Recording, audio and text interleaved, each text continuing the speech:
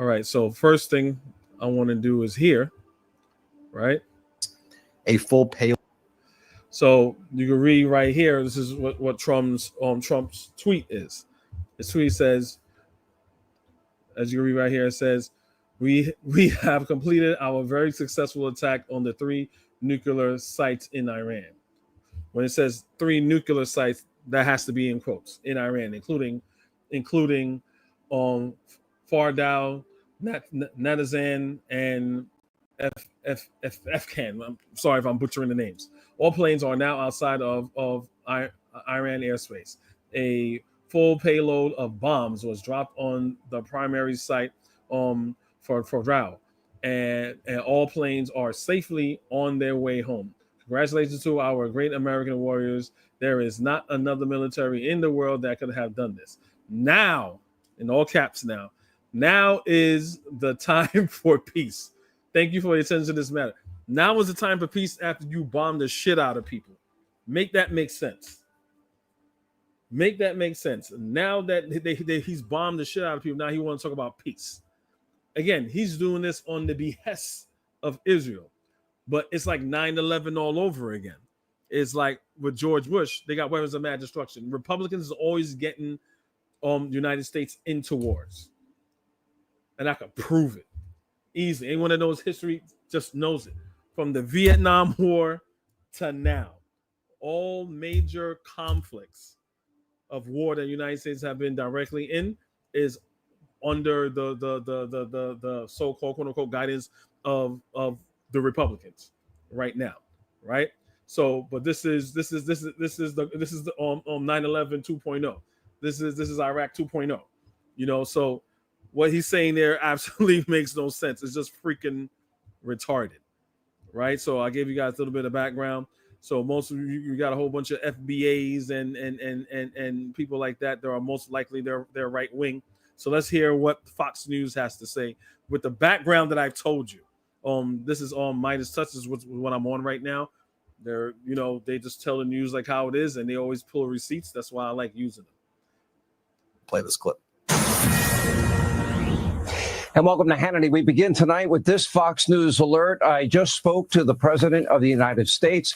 I have some new information and breaking details to share about tonight's what is historic air campaign. Now, tonight, Iran's nuclear ambitions, they are officially dead. It appears the United States just completely obliterated Iran's top secret Fordow nuclear facility with 6 huge bunker buster bombs. It was originally speculated that you would only need 2. It turns out they used 5 to 6 dropped from America's stealth B-2 bombers. And that's not all.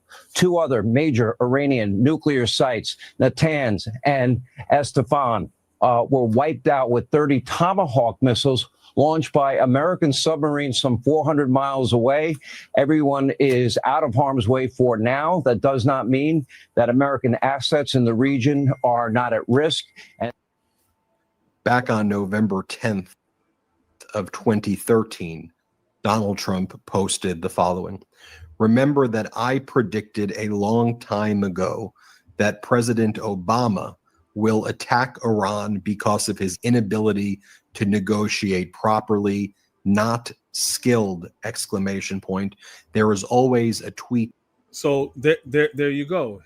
All the things that Trump said he wasn't going to do, that because he's a master negotiator, a master dealer. He invented the art of the deal and all this other bullshit that niggas on 4-4, that independence that's lean on the right fell for. All this nonsense. This is what he's saying. So, and of course, he has to give a little jab to Donald Trump saying not skilled, because a black person can't be intelligent, a black person can't be articulate, a black person can't have merit and be the best at what he sets his mind to do. But this is Trump. For everything regarding Donald Trump, and there's also always a clip, which is why I always say play the clip, and we have receipts of Donald Trump throughout the years saying that he would not do what he just did. At the same time, remember, he said Obama, he said he didn't like the Iran nuclear deal. Oh, that was a horrible deal. It was a horrible deal. It should never been made. no, and here we go. But he's better. But he said he would never attack Iran. So here's the receipts. Let's play it. These globalists want to squander all of America's strength, blood, and treasure, chasing monsters and phantoms overseas.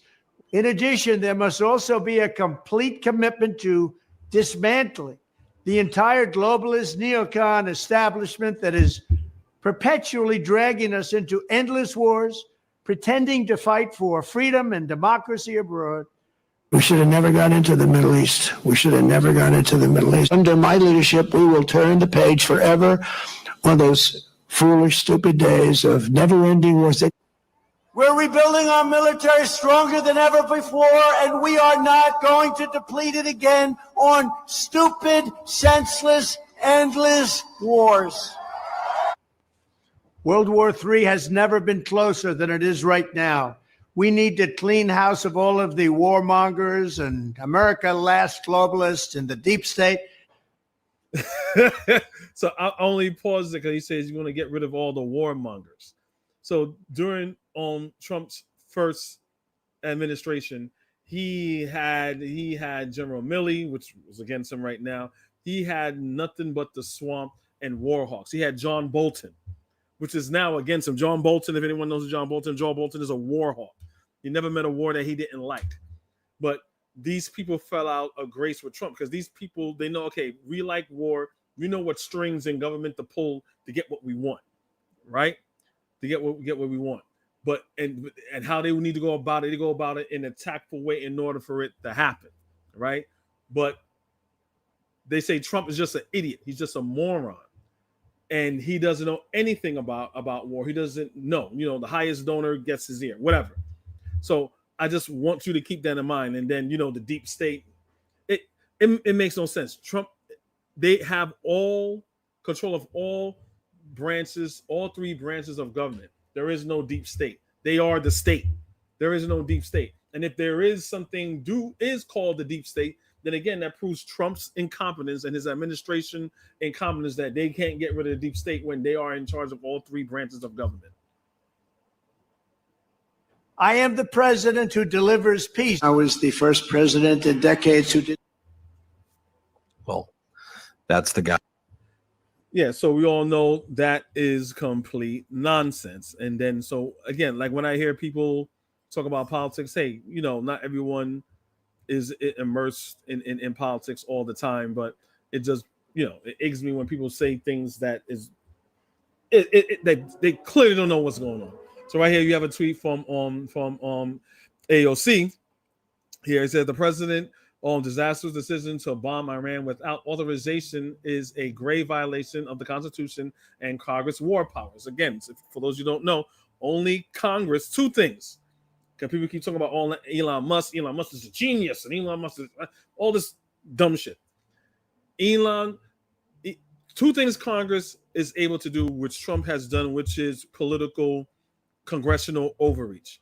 Congress controls the purse of the United States. Congress is a branch of government that says we're giving money to this, we're giving money to that, we're giving money to this. So Trump taking money from here, taking money from here, not do that is illegal. And Congress has held, and judges have held his bullshit EO order for that. So of course Trump attacks those judges, which brings me to here. Only Congress is allowed to say, okay, United States, we're officially in a war. So what's supposed to happen in politicians that respect the checks and balances of all branches is like, hey, we have the generals here, you have our national security officer here, we have the president here, we have all these people here, we have Congress people here. This is where I think we need to go to war. And everybody in Congress and everyone agrees, like, okay, this is how we're going to move forward. What Trump did is what George Bush did. It was like, I'm going to unilaterally, without invoking Congress or letting Congress know that, hey, we need to go to war. So he overlooked Congress and just threw us in the war.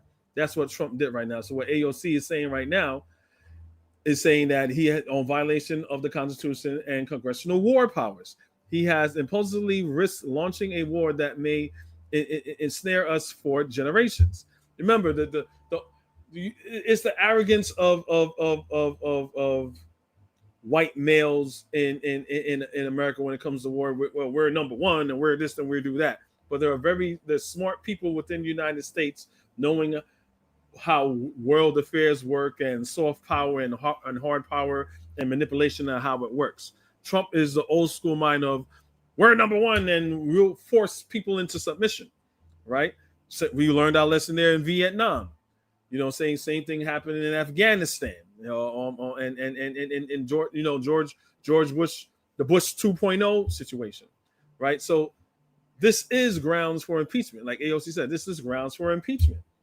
You know, so I kind of want to give you guys that background to know what that is. So I'm going to move forward in this, and this is going to be his speech that, you know, after he did the illegal bombing of Iran, this is what he was saying. Hold on one second. Just going to get the timestamp. All right, here we go. Go right now to the speech. Let's watch it. We'll talk about it after. Thank you very much. A short time ago, the U.S. military carried out massive precision strikes on the 3 key nuclear facilities in the Iranian regime: Fordow, Natanz, and Esfahan. Everybody heard those names for years as they built this horribly destructive enterprise. Our objective was the destruction of Iran's nuclear enrichment capacity and a stop to the nuclear threat posed by the world's #1 state sponsor of terror. Tonight, I can report to the That's a lie. world that the strikes were a spectacular military success. Iran's key nuclear enrichment facilities have been completely and totally obliterated. Iran, the bully of the Middle East, must now make peace. Saying Iran is the bully of the Middle East when they come to the negotiating table to do the Iran nuclear deal is sounds like Benjamin Netanyahu have his hand up Trump's ass just talking. That's what this sounds like to me. If they do not, future attacks will be far greater and a lot easier. For 40 years, Iran has been saying death to America, death to Israel. They have been killing our people, blowing off their arms. So, death to America, death to Israel. Now, anyone that knows geography, right? The only threat, the initial immediate threat, if what he's saying is true, right? I'm not saying Iran. I'm not on the side of Iran as far as you know, things that they've done in the past, but I'm saying this to say that if the initial threat is more to Israel than America. So again, he's involving himself in Israeli business, even though I understand that Israel is a partner, but that's why many presidents and people do not get into it with supporting Israel, because then there's a target on their back. There's already a target on Israel's back. For any country, European country to ally and involve themselves in what's going on right now in Israel, as far as like boots on the ground, you are directly involved. I can't take his stupid ass talking anymore because it's a bunch of nonsense. And notice one thing, if you saw all this, he didn't say anything about I reached out to Congress and we had a secret congressional hearing and this is what we've done. No, he did this all by himself with his goon squad behind him. JP Mandel, aka JD Vance, but you got people saying Trump is so smart he can't even get on JP Mandel's name right, aka JD Vance. He have Marco Rubio at the back of him. He's a Hispanic on do it. I believe he's Cuban, and of course Republicans got to get like somebody who is someone that's a so-called minority to wage war on his own community. That's why I'm saying the Republican Party is full of coons, right? Then you got Pete Hegseth that has no military he was in the military, but he has no military leadership experience at all. He was a low-ranking officer. He was never in charge of troops, but he is now like this is just insane. So anyway, let me bring this forward because it's something that I found to be very, very, very, very, very funny to me. Hold on one second. Let me get the timestamp because I just found this funny in this address. Pete Hegseth will have a press conference at 8 a.m. at the Pentagon. And I want to just thank everybody, and in particular, God. I want to just say we love you, God, and we love our great military. Protect them. God bless. I love God. That sounds mad cringe. God. Thank you, God. But the evangelicals is going to eat that up. All the Christian nuts is going to eat that up because he's doing it because God has told him to do so. So I'm done with this blithering idiot for now. So this is where we are, right?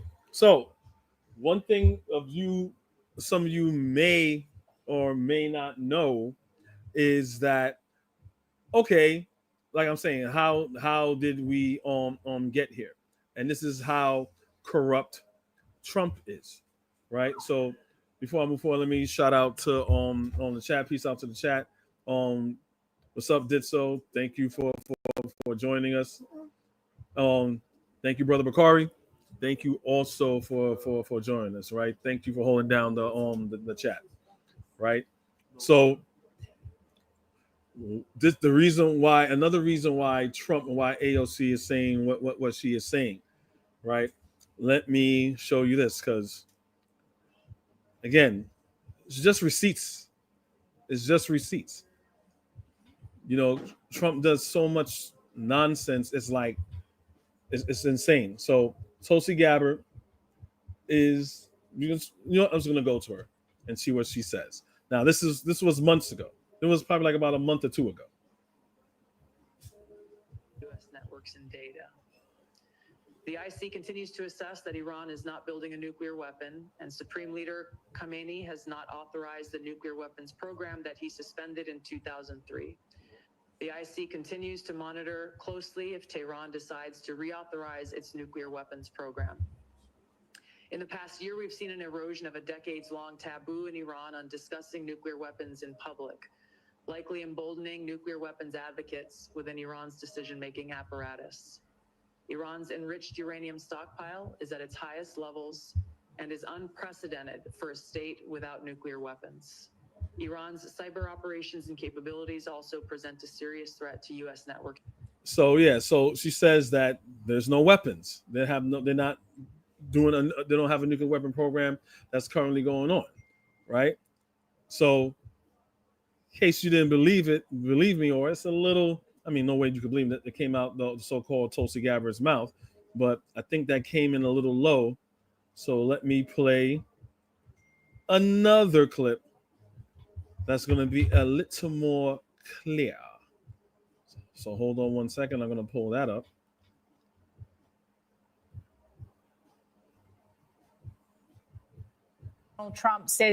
US President Donald Trump says his spy chief was wrong in suggesting there was no evidence Iran is building a nuclear weapon. In March this year, the US Director of National Intelligence, Tulsi Gabbard, testified to Congress that America's intelligence continued to believe that Tehran was not building a nuclear weapon. The IC continues to assess that Iran is not building a nuclear weapon, and Supreme Leader Khamenei has not authorized the nuclear weapons program that he suspended in 2003. We continue to monitor closely if Tehran decides to reauthorize its nuclear weapons program. Speaking to reporters in New Jersey, President Trump contested Ms. Gabbard's claims. The material that they've gathered already, it's a tremendous amount of material. And I think within a matter of weeks, or certainly within a matter of months, they're going to be able to have a nuclear weapon. We can't let that happen. What intelligence? But this, if you guys remember, he paused. He's always pausing stuff like the tariff on, tariff off. Well, let's wait 2 weeks to see what we're going to do with Iran, right? So if he's saying they got all this nuclear capability that this information that he's sitting on, why would he wait 2 weeks? Why would he put a pause on it? Why would he just not? Why would he do something right away? Why would he just sit and wait? It's all nonsense. He talks out of his ass. You have that Iran is building a nuclear weapon. Your intelligence community has said they have no evidence that they are at this point. Well, then my intelligence community is wrong. Who in the intelligence? Wait. In the beginning, did Donald Trump say he only picks the best? He only hires the best because we need to drain the swamp. And the American people, because the Biden is so horrible, and Hunter Biden's laptop, and Obama is bad. He wasn't born here, all these other things. So again, here we go. It's either Trump is just not good at business, or he's incompetent. I mean, I guess two things could be this at the same thing. But again, he said he picks the best. You hear her saying that. He's undermining his own cabinet members that he appointed. His community said that. Your director of national intelligence, Tulsi Gabbard. She's wrong. Now, how would she be wrong? That is her job. Now, remember a little background. Donald Trump doesn't go to on briefings, daily briefings, since the his first administration. They say he doesn't. People that used to be in his first administration say he doesn't like engaging in daily briefings, to give you like a nice little folder, like, hey, Mr. President, here's everything on the agenda today that needs to be addressed and needs your attention. It's too much to him. They gotta condense it down enough for him to really ingest it. You know what I'm saying? He's a child. He's a child.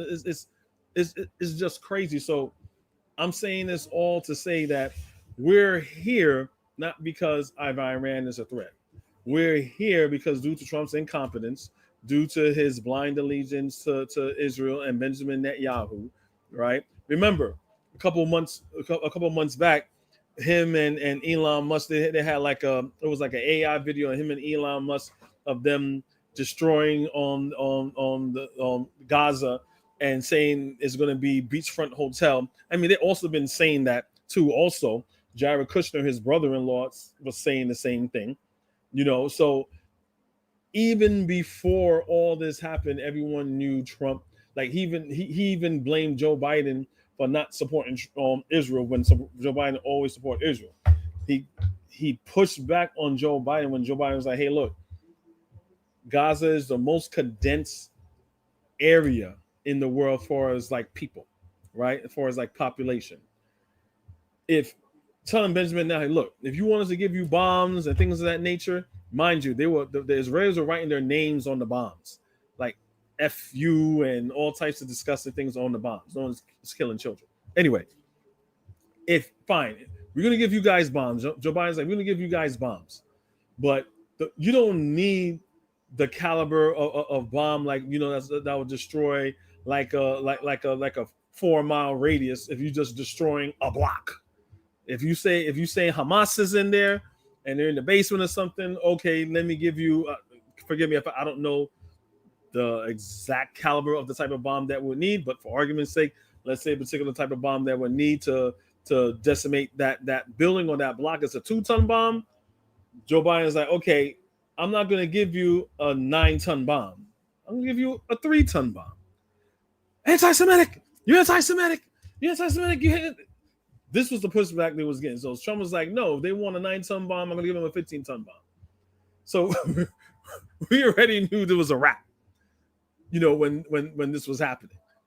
So I'm doing this segment just so we could all be clear and be knowledgeable of what's really going on and what the intention is, right? So when we get blowback from this, we know is something that was unnecessary. So I heard Japan, China, there's a lot of people that got oil from Iran.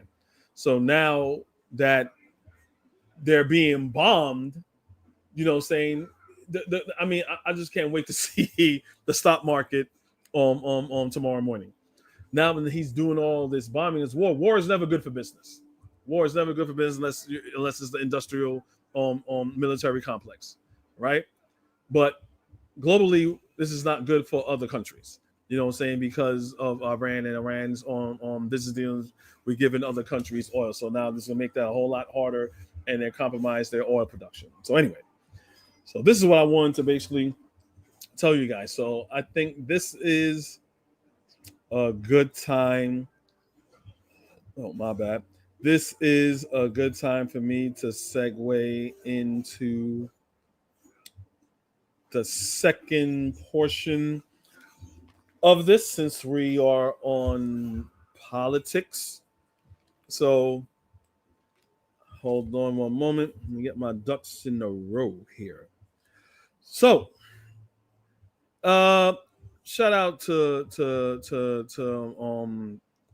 my brother Q on the To Be Fair show. It was a good show. It just got off. It ended around like 9. So they were pretty much talking about the war in Iran and other interesting topics, right? So peace out to my boy Q. You know, saying always doing this thing, giving good commentary. And I saw Bitter Medicine podcast was on there too. And shout out to Bitter Medicine podcast. Yesterday we did episode, correct me if I'm wrong, episode 998. I think next weekend is 999. So yeah, it's going to be big. If you can, I need to do this too.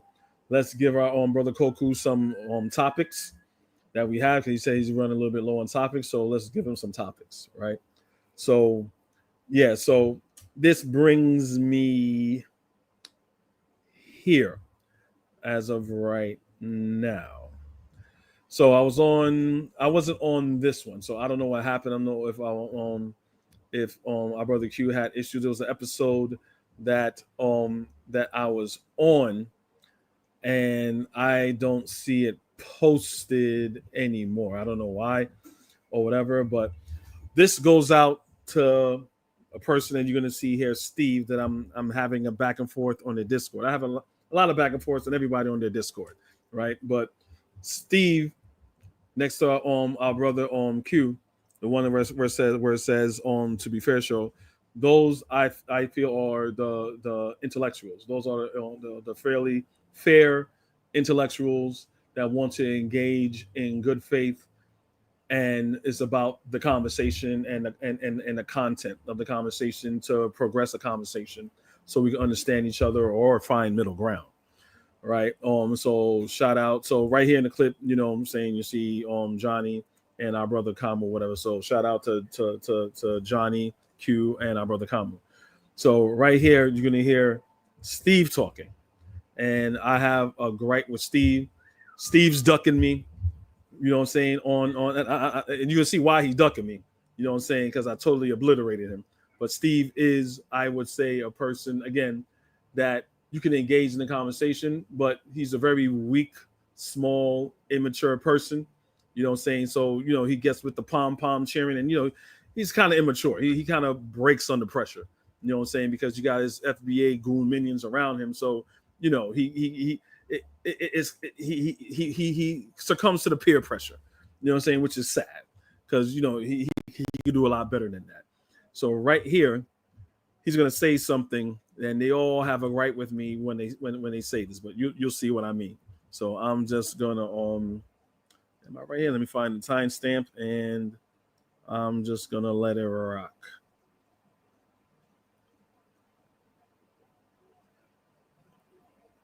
Am I here? Okay, I'm here.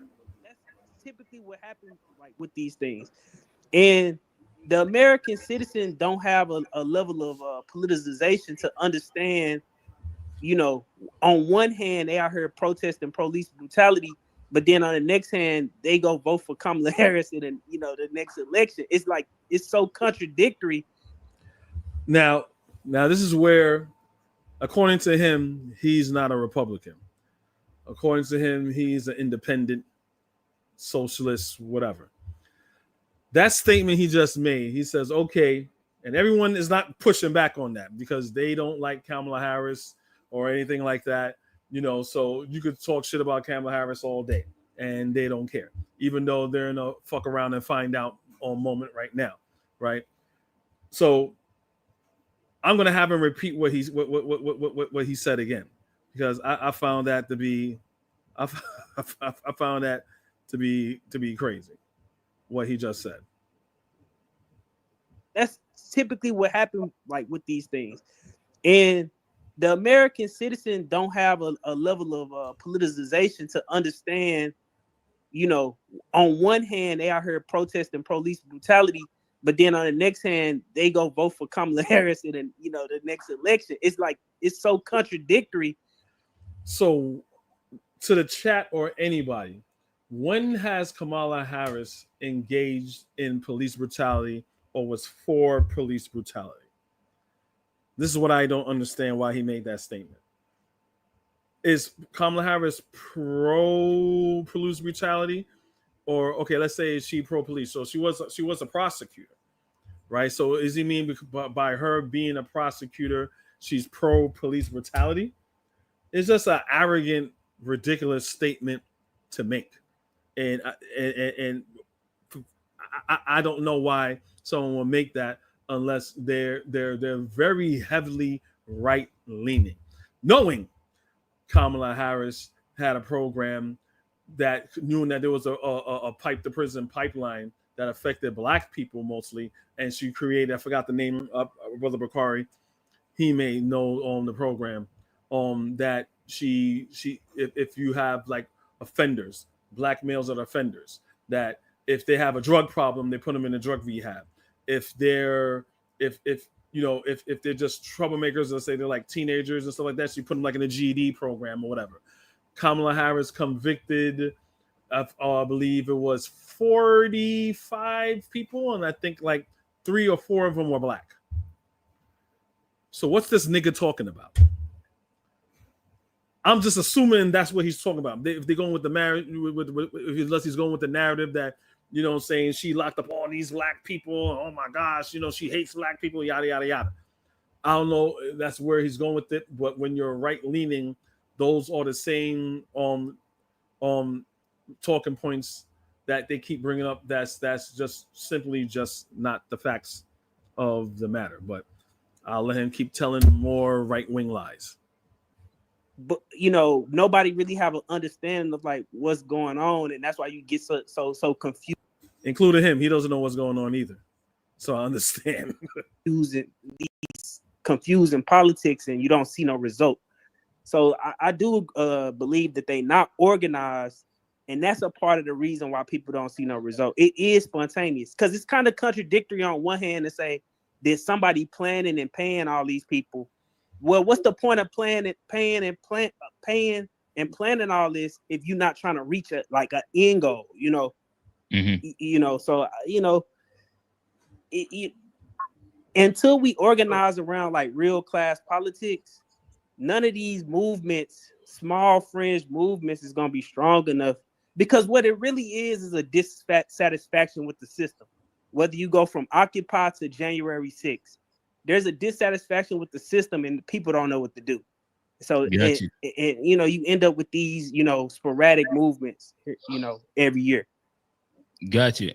That was retarded. He's comparing January 6th as just a sporadic moment to what's going on in LA.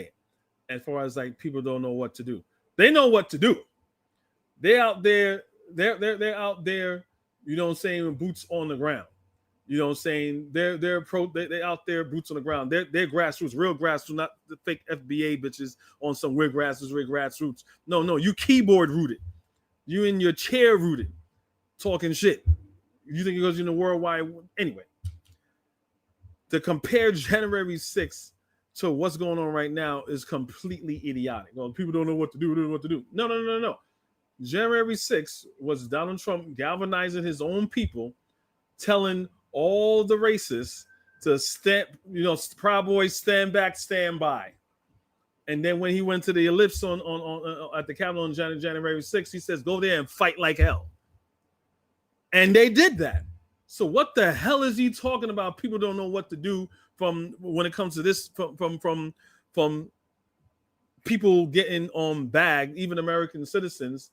According to FBA, if you're not Black, or if you're not a black man that's from that could trace your lineage back to slavery, or just a white man, that you're not American. So that's a narrow-minded FBA view. Oh, if you a white man? Oh, okay, I ain't gonna question you, sir. Okay, thank you, sir. Let me just shuffle on along, sir.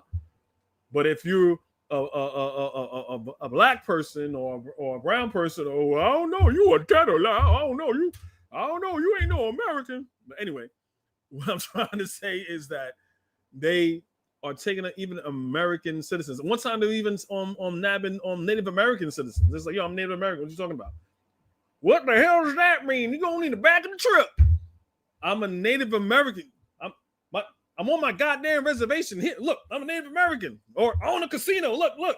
You okay, wetback? You going in the back of the truck? You know what I'm saying? So they're taking American citizens off of the streets. So they're like, nah. So they're on the streets fighting everything right now. That's different. They're fighting for their sovereignty. They're fighting for, hey, look, due process is not happening. Trump is turning over due process. This is what they're fighting for. So what the hell is this fool comparing January 6th to what's happening right now?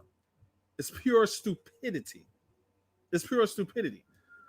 So again, like I was saying before, that's my gripe that I have with him. It's all going on the Discord and everything like that.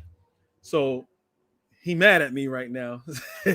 So I don't know what happened. I'm not saying Q took it down personally. Maybe he had technical difficulties on that live or whatever, but I couldn't find that live that we did last time. And it was pretty much something to the effect of Republicans don't love you either. That's kind of what the title was, what the phrase was, right? So he came on there and he said, the question, he was saying, oh yeah, because Democrats and the Republicans, he says, yeah, because these Democrats, they love using identity politics. And yada yada yada, rah rah rah. In this day and age, this Negro is saying that Democrats use identity politics, and he just went ham. Some of the things he said was true. You know what I'm saying? Even I say that. You know what I'm saying? Even I say that. Right? Like, for argument's sake, with Nancy Pelosi, Chuck Schumer, all them, they're putting the kente cloth and all that other stuff. Or I'm thankful for Juneteenth, but okay, stop giving us holidays and do these symbolisms, right? Like give Black Americans something that's tangible. Give Black Americans something that they could take to the bank in cash. You see what I'm saying? So I get that, but for this fool to be on this day and age and go ham and saying that Democrats do identity politics and don't say anything about Republicans, then they get mad. People on the FBA show say, "Oh, come on, why are you saying we Republicans, man? Come on, man, why are you saying we Republicans? You didn't say shit about you didn't say shit about on Republicans. You just went ham on Democrats in this day and age. In this day and age, Trump initiated DEI, right? DEI stands for, because some of them don't even know what it is. Stands for diversity, equity, and inclusion. So if you're not a white, straight Christian man, according to MAGA, you are DEI, right? So they don't care about that. He didn't say anything about DEI, about Target taking away on like Black businesses. So they had a lot of Black vendors that were selling their goods in Target.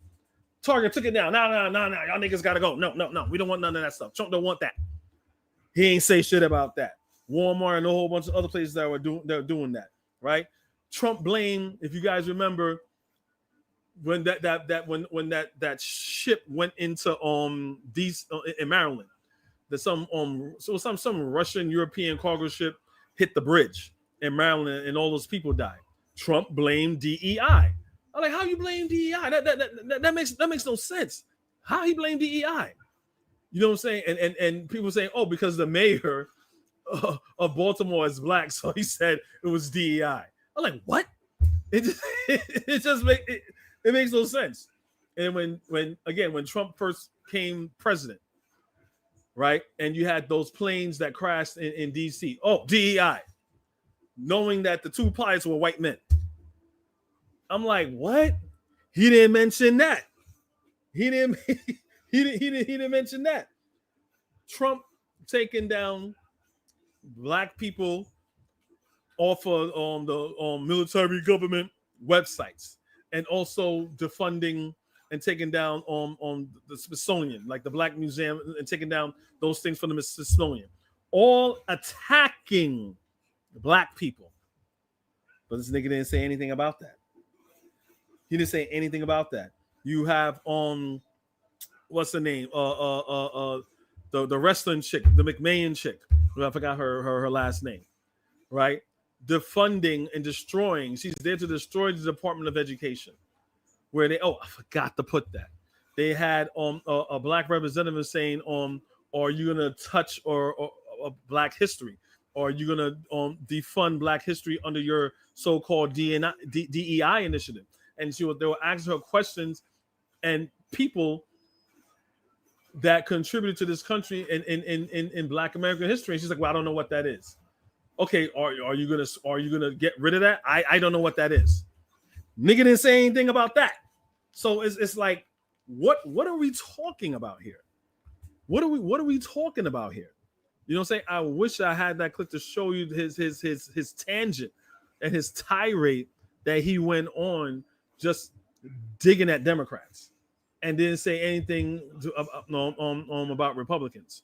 So hold on one moment. So right now, I'm going to show you a little bit of what's going on right now, and from here we're segueing, transitioning into the whole FBA thing. The whole FBA is scared of Republicans because it's pretty much, this dude's pretty much, he's FBA, and he's very right leaning. If he's not a right winger, he's very right leaning, right? So hold on one second. Let me stop sharing that. Let me get my ducks in a row here. Just want to do one thing. Just need to clean the house real quick. What's up, Buana? I see you. Thanks for joining. So all right. So in the Discord, please be a part of the Ben Medicine Podcast Discord. Please, we need a little more participant. With all subscribers on Koku hats and all the people that come on there, we really need to get on our Discord popping, right? All right. So I had a conversation with the person who you just heard talking. You know what I'm saying? As he will put booty clapping for Republicans, as you would say, they always use these not homophobic, they always use these homoerotic descriptions. Anyway, so him and I had a conversation on the Discord, and it was a back and forth. Again, this was a good faith conversation that we were having. He's going to say, I don't know if you guys could hear it. So we were talking about capitalism. And I said trade and capitalism are synonymous. He's going to say trade has nothing to do with capitalism. He says trade is not capitalism. So after we pulled up the definition of what capitalism is, and it has a lot to do with trade, he got upset. So even you can see right here, when you guys look right here, he says again, hold on, I need my glasses. He says again, your reading comprehension skills is not that good. When did I ever say that it had nothing to do with capitalism? You can see it right there. You know what I'm saying? So pretty much I was like, what? I told him, like, this is what you said. So basically, I'm right here. And I was like, yo, bro, I'm done. You know what I'm saying? Because you just don't know when you're wrong. Like, and I even said, yo, let me look up the definition. Because, like, you know what I'm saying? I have the philosophy going into debates. I don't want to be embarrassed. Like, I'm going to win either way. Either I'm going to teach you something or I'm going to learn something. I'm going to win either way. You know what I'm saying? And I said, bro, let's look up the definition of what capitalism is. So when I did all that, I was like, that's what I'm saying. The dude must be like very young and immature, because he just don't know when to say, all right, bro, I didn't know. Okay, it's also a part of it. But he doesn't, but he wants that win so bad. So I was like, yo, I'm done. So I'm done. It was over. Remember, he doesn't want to be considered to be FBA. I'm not FBA. I don't subscribe to that. You know what I'm saying? He's like, Kofi, I never even called you Tether. I forgot what movie it was. It was I think it was Roots. I think it was Roots. And it was a part of Roots where the Union Army was winning the Confederacy. And one of the slave masters or one of the overseers was running and hiding. And and one of the black people found him hiding. He was like, "Come on, just hide me." He was like, "Yeah, the Union soldiers, they're beating us, He's like, "Come on, man, I always treat you good. Look, I never even really called you nigga." That's what this reminds me of. Like, hey, man, come on, man, I never even called you a tether, man. It just reminds you, like, I never called, so I'm supposed to be graceful to you because you never called me a tether? Like what is this?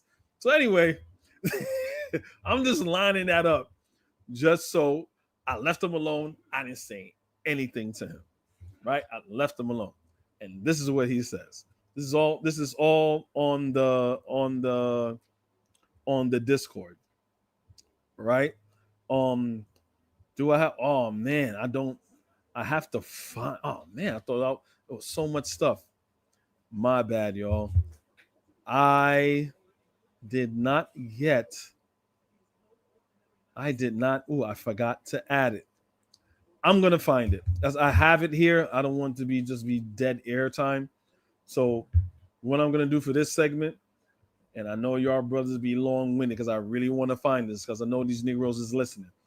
I'm gonna put the link in the chat, and you guys just kill a little bit of time while I have it and everything, but I want to post it. So if anybody wants to come up and talk about what's going on in Iraq and Iran real quick, I would appreciate it. The link is in the chat while I go get it. But basically what happened was after I did that, he started calling me all types of names.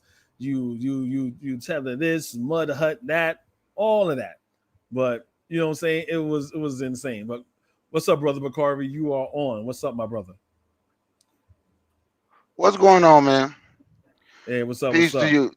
Look, man, I ask you all the time, why do you even talk to those people? And I'm gonna tell you something. You missed some stuff that dude said in that statement.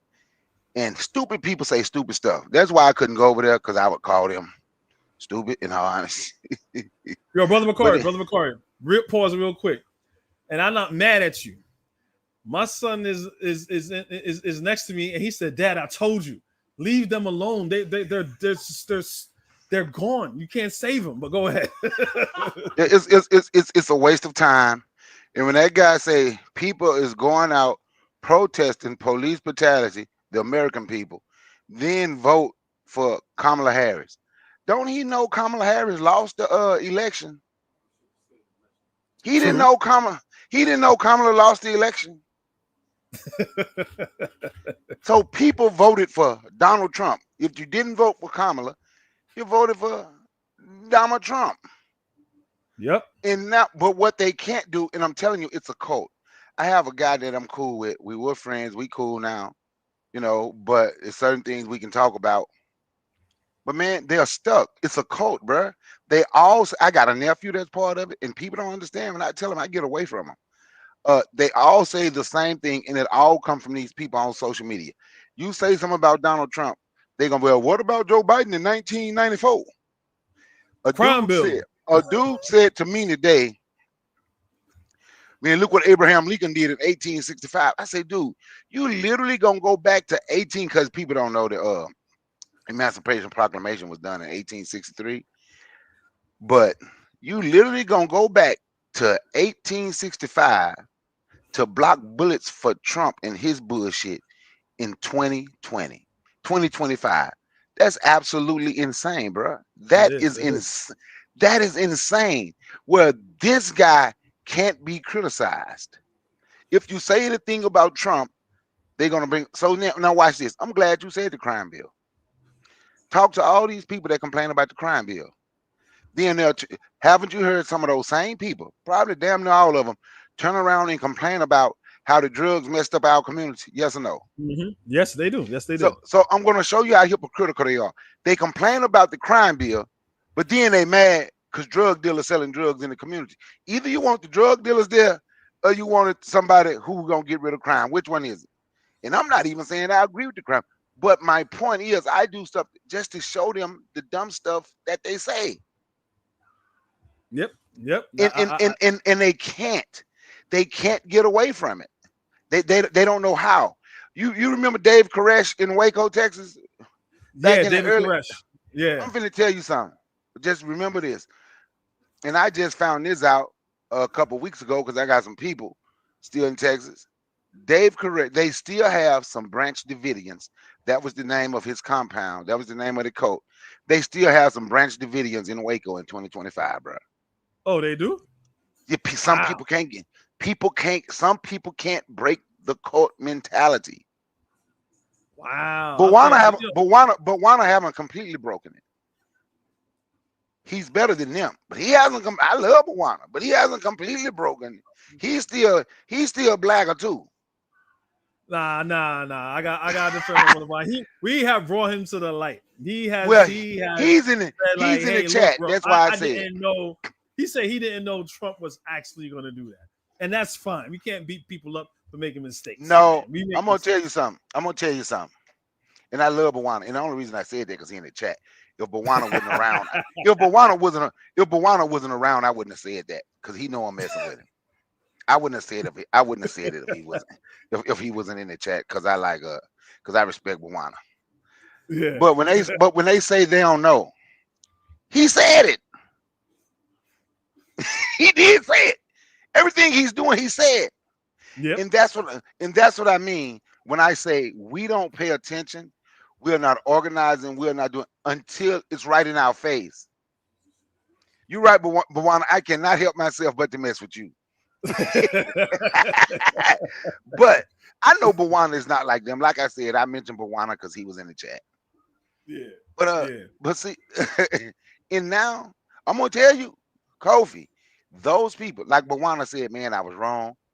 Bowana done said all that. Cool, right? So you can work with people. But these people, you can't work with those people, man. Nah, you can't. You can't have them do nothing.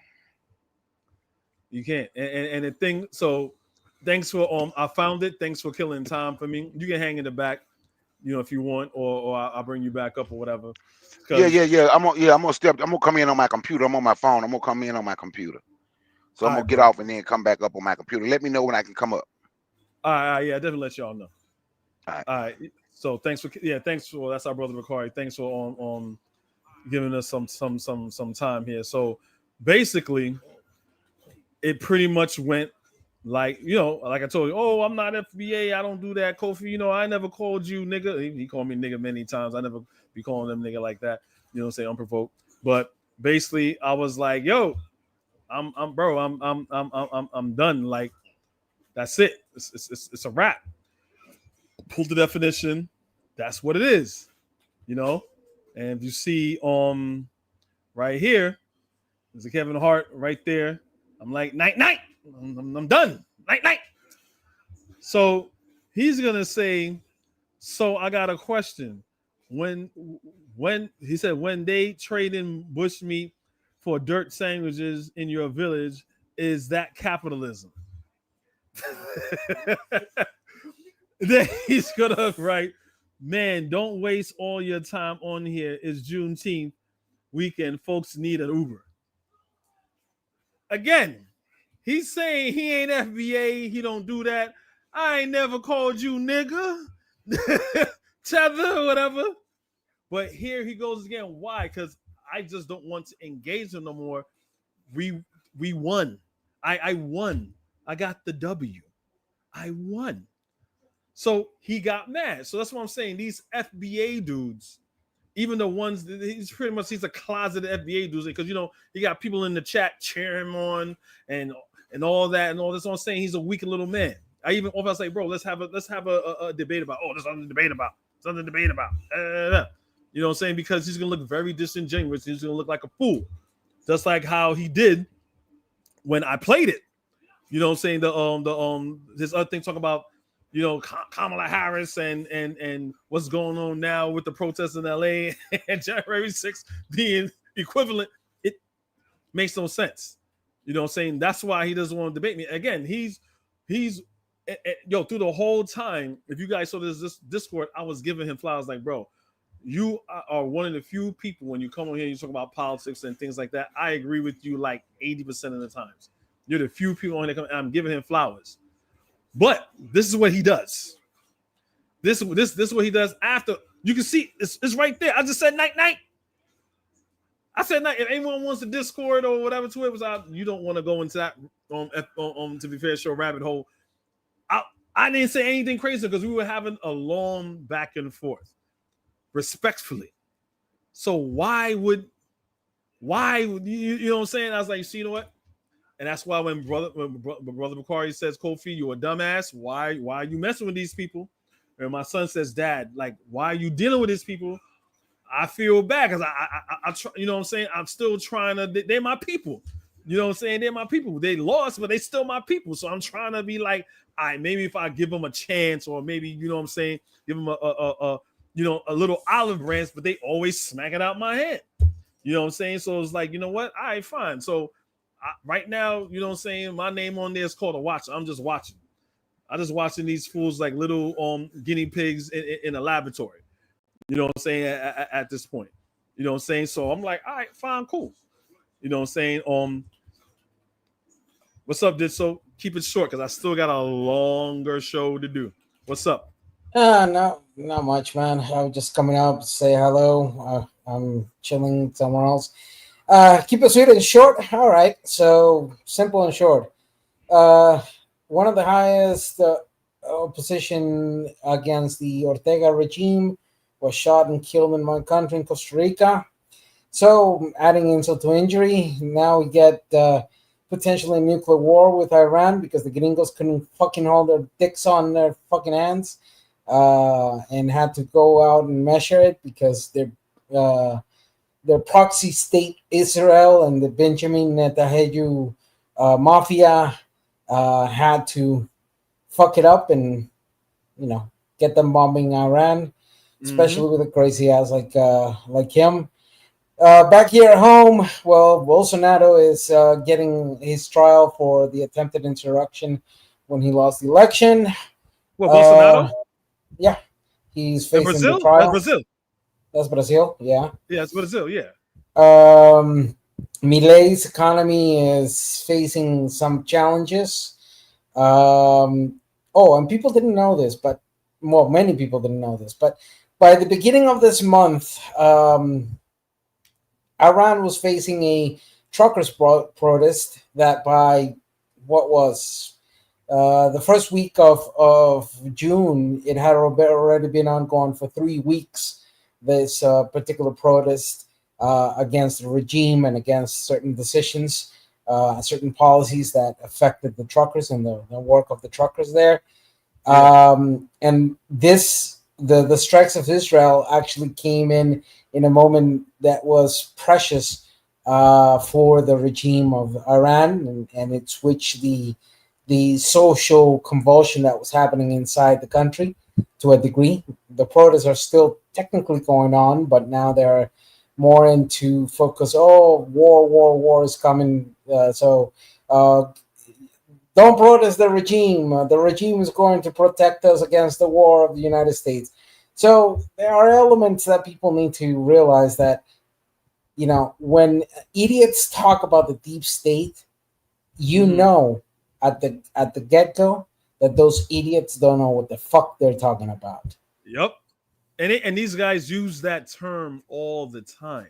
That's the only people that use that term, deep state, are Republicans. That term came about because they were holding Trump accountable for all the things that they done or they don't like, or there's red tape there and preventative measures there that's holding them accountable. Then they made up this thing called the deep state. Oh, they didn't want to let go of the Epstein files because of the deep state. Now, what's their excuse? And it's still talking about the deep state. I'm like, what the hell? Like, what are you talking about? I know, dude. They're in control of all three branches of government. Like, what's going on? If I really get into building the YouTube and doing my political takes, etc., I guarantee you that there would be almost no one capable of having a one-on-one debate of me in regards to politics, of analysis, of historical, factual. That's why. I mean, I come up to the things because I love talking about this type of things. This is my area of expertise, and I think I've proven to you and many others that I know what the hell I'm talking about. Yeah, you do, and especially I love the fact that you are very, very, very, very important person, a very good tool, a very good asset, a very good ally, because you're multilingual. You know what's going on in America, and you also understand what's going on in national affairs. Where versus you have Americans like these individuals right here. They think that America is the center of the world. Don't get me wrong. America is a major player in the world, but the world is a big place, and a lot is going on. No one is waiting on to see what America is doing. Did America take a shit today, or I don't know? Is America a consummate? No one goes through everyday life, thinking like that. But yeah. Thanks for coming up. I'm gonna keep it pushing. Yeah, keep on for it. I'm gonna. I got my start of the week. I got a whole bunch of shit coming up this week, so I don't know when I'll launch my first video, but I'll let you know. I'm in the Discord of the other show we do. So I'll announce it there. I'll try to be a bit more active on that Discord. Just that I ain't got that much time to get on and yeah, understandable. Yeah. Like me too. Sometimes I'm neglecting a little bit of things too. I mean, this is my first live I've done in weeks, probably about a month. But you know what I'm saying, I needed to do something. But that's how life is. You know what I'm saying? These dudes dedicate their whole life to hating on Latino people and Africans and Caribbeans. So they ain't got no life. Before I go, I just wanted to say hi, Bawana, everybody on the chat. Thank you, Bawana. Don't worry. Careful. I'm still trying to comprehend the term careful in English and in Spanish and in French, because I have a difficulty with understanding the meaning of the word careful. I'm extremely too reckless. But no worries, Bawana. I know what I'm doing, even if that means that eventually I may end up, like the Che or anybody else like those fuckers. Nah, man, you're good. You're good here. You're always good here, Ditso. All right, take care, bro. All right, take care. Thanks you for coming. Yeah, so I give this bro his flowers, and what I'm saying, he says my village, my village. Like, okay, I'm which is fine. I really don't care, because they're lashing out. He's lashing out because he lost a debate. So again, they always gotta go into ad hominem attacks where you're attacking me like a white man. You know what I'm saying? Like you're like David Duke's your daddy. So it is what it is. So when you gotta look at what people do, not what they say. Oh, I'm not FBA. I never called you this. I never called you that. But here we are. So I'm only saying this. Hold on one second. I'm only saying this just to give you an idea of what these people are. So when they come on there, and they want to be, but we're just here, just having regular discourse, and then these Africans and Caribbeans just attack us because I'm just a Black American. We all know this is a lie, because here you are. If anyone wants the link to the Discord or whatever, I can give it to you, and you can see how it goes. So I'm saying that to say, and we could segue into Hold on a second. We can segue into our other debate. So, all right, cool. So this is all of this, right? I believe in giving people their props and stuff. But I forgot one thing. So we also have this, right? So dude on there named Trey, you can see it says FBA Trey over there. You know what I'm saying? Shout out to his coon ass. You know, this is a dude that's pretty much, he's like an incel. He loves white women. He's always talking bad about black women all the time. But, you know, he's trying to emulate his hero, Tariq Nasheed. Tariq Nasheed don't like black women. You know what I'm saying? You know, he don't like black women. He remember in his Pimp Chronicles, and he lives it like how he writes it. He talks about how if you're gonna get a black woman, fellas, make sure she got a white mama, because then you don't want no black woman's being raised by a black mother. You don't want that. She got to be white. And you don't know Tariq Nasheed's wife is half white, and he got a white mother-in-law in his house. If you guys follow me, you see, then he going with his white mother-in-law and his half white wife to Chuck E. Cheese. He be cheesing it up, you know what I'm saying? They be there during Christmas time with his white mother-in-law and stuff like that. But then he got to look at black, triple black Africans and Caribbeans that got a black mother, a black father, that have husbands and wives that got black mother, black fathers. But we're the sellouts. We're the sellouts. We're not the true, genuine, premium blacks. We're the sellouts. But his coon ass make sure that he has a half white wife with a white mother. Gotcha. So you can see right here, the dude called FBA Trey talking about shitting in the streets. Yeah, we're shitting in the streets, and all talking about talking about because our brother on Chegway is he's Nigerian, and he try to reaches out to them, and he's more FBA than me. His mother is American and his father's Igbo, right? So he's an FBA, but they still rag on him. They still rag on him. You know what I'm saying? So it's all these despicable things on Trey say, shitting in the streets. It says, the shit really happened. I gotta get my glasses. Running. And talk about you're running, you're a tether, and you got more things to worry about when your people are shitting in the streets and all types of stuff. So when he comes on this show and he's all humble, like, no, I don't call everybody tethers, and he's attacking a whole country. I'll be a fake Pan-African if I say, hey man, Black Americans are my brothers and sisters, man. I'm from the Caribbean, and yeah, Africans are my brothers and sisters. But then again, I call them African booty scratchers, and they live in huts, and they need to get their shit together. Like, whoa, that doesn't work. That doesn't work. You know what I'm saying? Because you're attacking a whole nation, you're attacking a whole people. But that's what Tariq Nasheed does. But Trey, being a white woman loving, worshiping incel, right? Usually, you know how incels are. Some black woman probably broke his heart or whatever. And, like Carlton Banks from the Fresh Prince, you know what I'm saying? Hey, the white girls dig me, so I'm just going to go with the white girls. You know what I'm saying? So he got issues. You know what I'm saying? So, again, the internet has niches for everybody, and like our brother Rev, when he was on Brother Bakari's, when he did his show on Friday, Rev was like, hey man, he was talking to Buana. He was like, hey man, you know what I'm saying? Black Americans, they're like winners.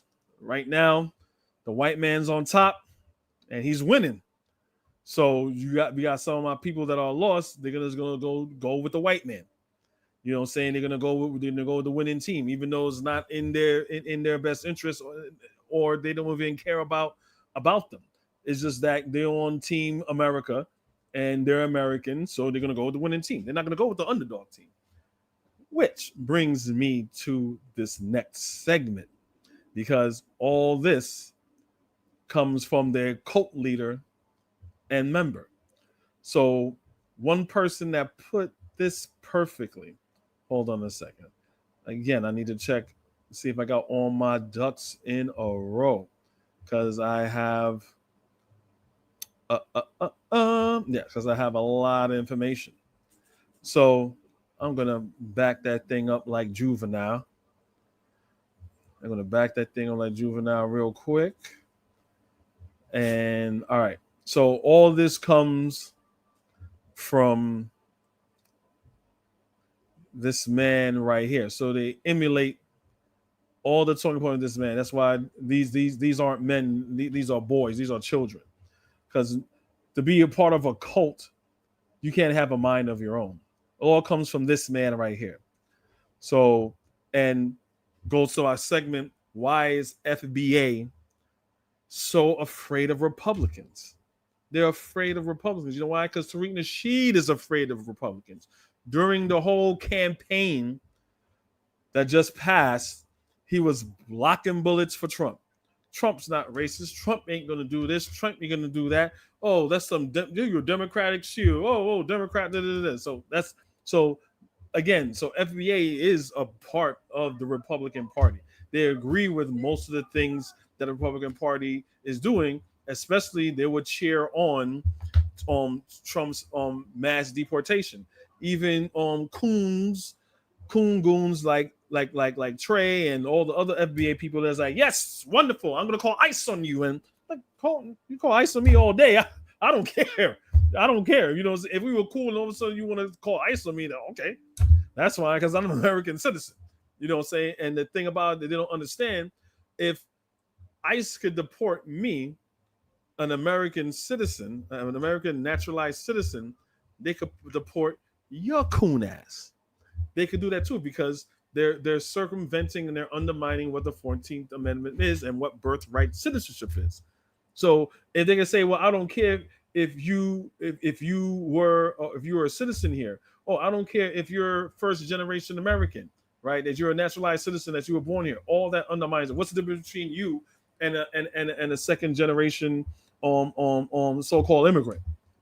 You think that the immigration, they don't understand how law works. So anyway, I'm saying all this to say that this is the reason why FBA are Republicans and Republican leaning, no matter what they say, because their rhetoric and their goals and their talk is extremely MAGA, right? So right here it says massive failure, right? Tariq Nasheed, why the No Kings protest was a flat fail. It wasn't a flat fail. It was nationwide. It was here in New York. I work here in New York. They had a email going out saying, "Hey, if you come to work on Saturday, it's going to be crazy. It's going to be crazy because I work in the city. It's going to be crazy." And other people all over. You know what was a flop? Trump's military parade was a flop. That was a flop. This is why this coon bitch ass nigga named Tariq Nasheed is nothing but a Republican shield. We all know that that Trump's military parade was a failure, right? Then he's got the WW3 shit. Then right here said, is New York really the Caribbean? And he has the Statue of Liberty with sandals on as a shot to people from the Caribbean, because Caribbean people have sandals on. So sandals is a bad thing. Wearing sandals is bad now. I don't understand. People in tropical places, they wear sandals because shoes is hot. Tariq Nasheed sounds like a white Anglo-Saxon male from the 18th century. Look at them. They're wearing sandals, Jeffrey. Yes, look at these blackguards wearing sandals. Huh, how primitive. He sounds like a crack-ass cracker, right? And again, this is how it's one thing to know something and it's another thing to practice in your everyday life. For those of you that don't know, the Statue of Liberty is an African woman. It's an African woman. Something that France gave to America, right, as a gift, because you know France gave Statue of Liberty to America as a gift, and they made her a black woman, right, to say like, okay, you guys have moved past slavery, and you know, Statue of Liberty has the mantra, give us your hungry, your poor, your whatever, and so on and so forth. So when France first gave the Statue of Liberty to America, it was a black woman with chains on her feet. With chains on her feet. They're like, we don't want the first thing when white people come to America. We don't see no black woman in no New York Harbor. So France was like, oh, really? Tariq Nasheed knows about this. It was in his Hidden Colors on documentary. So what France did was like, okay, I'm gonna make her look like a white Anglo-Saxon European, but they still kept the chains on her feet. So here you have Tariq Nasheed making fun of a black woman, saying, "Oh, she's Caribbean." He does not care. He just simply does not care. He's a very disingenuous person, right? I'm trying to keep it clean. I'm trying to keep it clean. I'm trying to keep it clean from now on. He's a very disingenuous person. Is New York really the Caribbean? But when he comes here, he doesn't have the energy. Tariq Nasheed was here, and he don't have that energy when he comes to Sonetta being on Dominican, or when he talked to Garfield being Jamaican. He don't got that energy when he's here in New York. He just don't. That's why he's a bit okay. I said I was gonna keep it clean. That's why he is a coward. He is a coward. He's not a man at all, right? He sits there in his white gated community, in his cellar, in his basement or whatever, in the corner of his house, with his white mother-in-law and his half-white wife, just talking crap about people in the real world that's touching real grass, right? So we have here him, or is it Tariq Nasheed? What's up with the U.S. and Burkina Faso, right? You also have our FBAs under threat of deportation. I even didn't look at that because he's gonna deny it.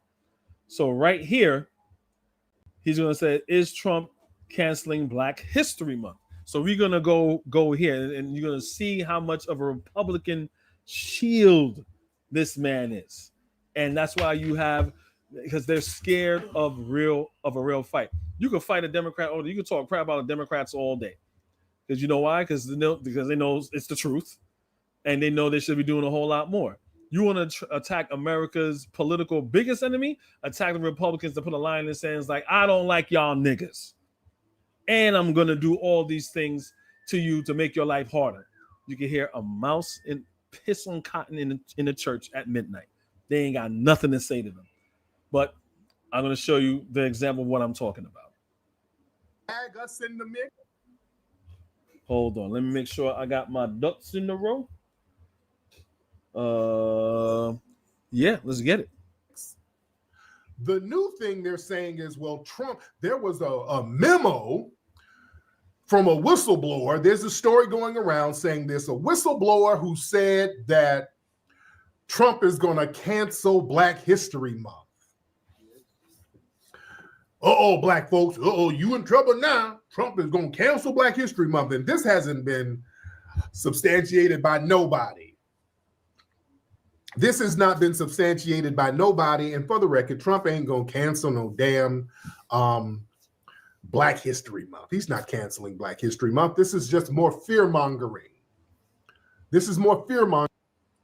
I keep hearing that word from people that claim that they're quote-unquote independent.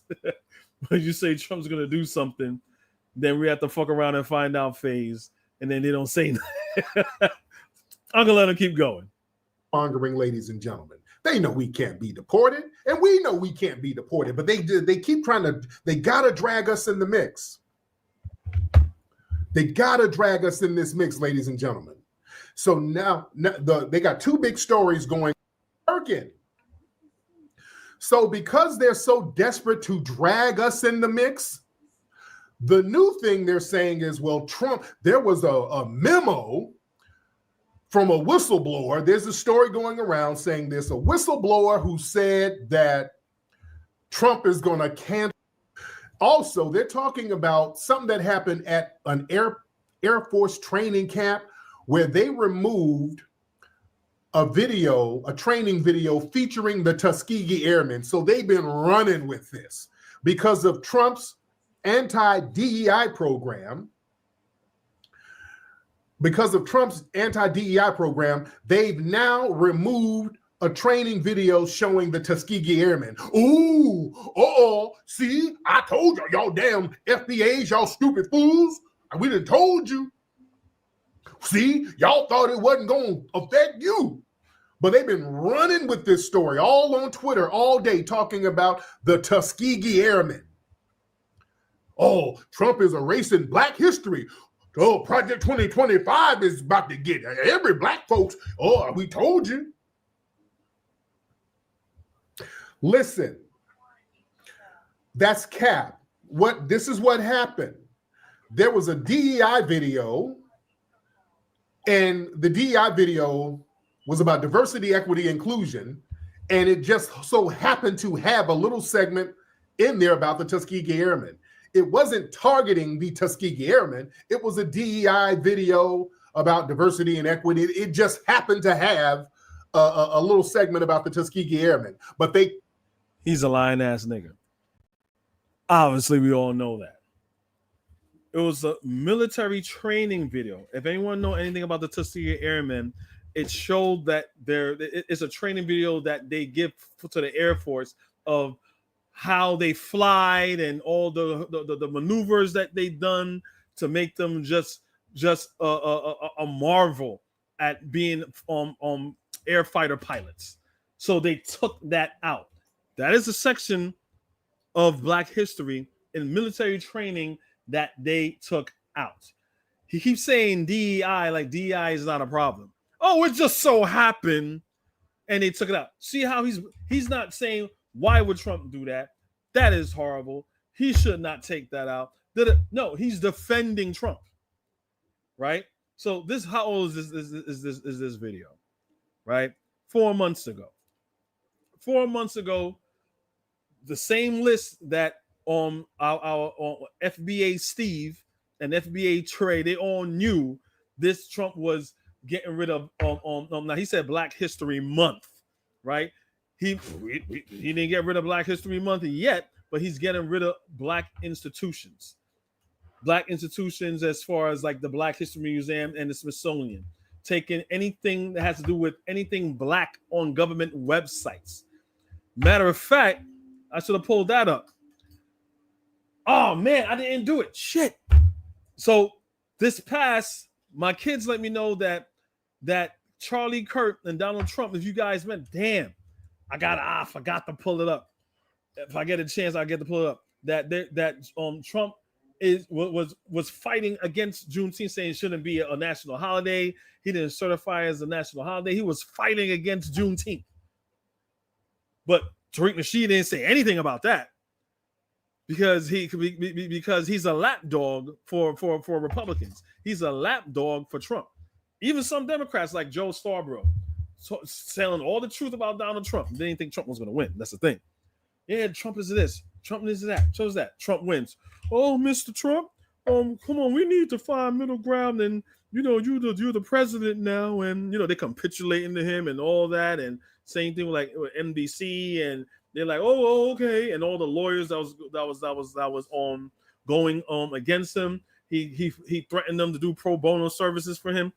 People are bending the knee in this day and age for all these things right now. So he is lying, and he is just a punk. He's just no type of man. Anyone looks up at this person as a man and want to be them and emulate anything that he pushes is just reprehensible, and you should be an outcast. No one should look at you as a credible source of information or what it is to mean to be a man, let alone a Black man, right? Juneteenth. Trump was just shitting on it. The right was just shitting on Juneteenth this whole weekend. You know what I'm saying? So this is the type of person who Tariq Nasheed is. And in the Pan-African space, we know that. So speaking about the Pan-African space, there's people way more noteworthy than me. I have a very tiny channel, right? But we have other people doing that. So we all got to know Tariq Nasheed is a grifter, right? He's a grifter. And I'm going to show you another YouTuber who pretty much sums it all up of who Tariq Nasheed is, even though I'm good at it.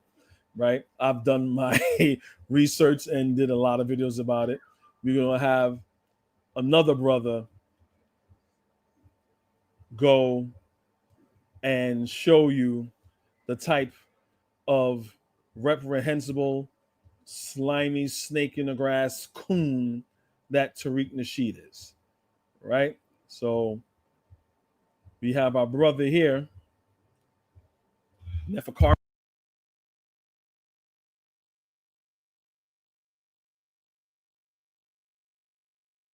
Now, today's video is going to be a follow-up video to the one I dropped the other day entitled, Ibrahim Traore Reveals the Truth. Black Men Walk Alone Until We Win. And in that video, I was responding to another content creator, a white man who's a Muslim, and he referred to Ibrahim Traore as a Muslim leader instead of an African leader. And in that video, I was responding to the hypocrisy by saying that if Ibrahim Traore was a failure, they would refer to him as an African leader. But because he's successful, they want to attribute his greatness to something outside of him. In this case, his Muslim faith. But I gave various examples of other, prominent black men throughout history who've achieved great things, and they try to attribute their greatness to things outside of themselves. For example, we spoke about Thomas Sankara, how they attribute Thomas Sankara's greatness to the fact that, he was a Marxist. So it's because of Karl Marx, right? We also spoke about, for example, Nat Turner. They said, Nat Turner, he rebelled because of Christianity. He was reading the Bible, right? We also spoke about Toussaint Louverture. They tried to say that he was inspired by the French Enlightenment ideals of the 1700s, right? So when a black man is successful, they attribute his greatness to something outside of themselves. Everybody wants to ride the wave. But when a black man is a failure, he just an African failure. He just an African. That's it. You notice nobody tries to ride the wave. When he's a failure, he just an African. When he's successful, it's because of some outside influence. Now, in today's video, we're going to be talking about Tariq Nasheed, one of the most prominent enemies and detractors of Pan-Africanism on social media today. And of course, I'm not surprised. Just like everybody else, just like all these newcomers, all these new booties, he wants to ride the wave. Oh, yeah, Burkina Faso, they're full of gold. We respect the African sovereignty. Like I said, man, when the black men do big things, everybody want to come out the woodworks like they always had love for you. Like I said, man, it's the story of the black man. Now, anyways, I'm going to get into the clips, and I'm going to react coming in and out my commentary. Let's go. And, Burkina Faso, they're setting to the Western powers, they're setting a dangerous example of black autonomy. Look. He's a walking billboard. He got the FBA bullshit. That's trademark. All this is trademark. We've been through this. Me and you guys were there, cause when on my channel when we did Pan-Africanism versus foundational Black American leadership. What is better for Black people moving forward? And we've been through all this where the FBA, the one that's right there on his chest, right there with the fist, how that's trademark, right? And the other one, which he had to pivot to the other one that's on his chest. All Europeaned out, red, bright, and blue. But we've been through that. But his all this is a grift. The end goal for him is to make money. It's all to make money. But back to our regular scheduled program. So you see, when a black nation, when they succeed and when they expel a Western control mechanism and reclaim their resources, that inspires other people. See, that's what the Western powers are afraid of. They don't want them to inspire other African nations. Western powers, they fear a domino effect across Africa and then other oppressed people globally. See, I don't have a problem with it. See, because white supremacy, it requires, shout out to No Excuse Entertainment. White supremacy, it requires Black subjugation. See, white supremacy can't tolerate independent, sovereign Black leadership. See, they need Black nations to be dependent, chaotic, and corrupt in order for them to maintain a racial hierarchy. So they've always been like that, the Western powers. And they want the gold. They want the gold over there. Burkina Faso holds vast amounts of gold. All right, we back. Now, I just want to say, I'm glad the captain is getting, his admiration and his just due. But, man, it's crazy, man. We got the Arab supremacists coming out the woodwork. We got the Captain America Negroes coming out the woodwork, giving their 2 cents on African sovereignty. The Captain America Negroes. I like that one. I like the Captain America Negroes. Man, like I said, man, it's been the Pan-Africanists in the trenches by ourselves for years. I don't know where all these new booties is coming from. But like I said, that's the story of the black man, right? When the black man on the come up, you by yourself, right? Nobody want to stand beside you. Nobody want to stand behind you, right? But when the black man winning, When the black man getting notoriety, when the black man getting his popularity, now all of a sudden everybody want to come out the woodwork. The Arab supremacists, the anti-Pan-Africanists, you know, the black women that was divested. Everybody wants to come out and act like they love the black man. Really, this is like a live action case study of this phenomenon, right? Now, everybody loved the black man. Now, Tariq Nasheed acting like, oh, yeah, Burkina Faso. Oh, yeah, the white supremacist. He hates when the black man asserts his sovereignty. Man, get out of here, bro. Get out of here, bro. This man, Tariq, trying to do the reach back, right? He trying to do the reach back. Nah, we ain't accepting the reach back, big bro. Keep in mind, the captain himself, Captain Ibrahim Traore himself on multiple occasions has said that he is a Pan-Africanist. He believes and promotes the ideals of Pan-Africanism, a political ideology that on multiple occasions Tariq Nasheed has said is dead, a political ideology that Tariq Nasheed has made it publicly known that he stands in opposition to. He stands against. Exactly. That's why FBA say Pan-African is dead. Pan-African is only on one direction. They don't even know what Pan-African even is. So what our brother Neferkari Dessalines is saying is absolutely right, absolutely correct. Again, his minions, his stooges, and everything, they just repeat what he says, right? Just repeat what he says. These aren't learnt people. These are people that are very insecure about themselves, about who they are and what they are. White supremacy always told them they were nothing. Now you have someone playing on their insecurities of them being lesser than, and now you have someone say, you know what? You are the premium blacks. You are better than all other black people here, to the point where you could take on and repeat and regurgitate the same racist names and talking points and ideology what a black person is on them, right? These are people that only know what power is through their current and past master. Well, my master and white people made fun of me in this way, and it made me feel bad. And this is how they got to power. So you know what? In order for me to get power, I'm going to have to do the same thing. They only see the world through the lenses of their oppressor. Against it. But now all of a sudden, because the black man on top, now all of a sudden you're trying to grab your pom-poms and play cheerleader. Bro, stay on that side, big bro. Stay on that side, man. Stay on that side with General Langley. Stay on that side with General Langley. You are the media version of General Langley. You and General Langley, that's your boy. That's your homeboy. So we over here with the Pan-Africanists, we on this side. Still over the fuck there with General Langley.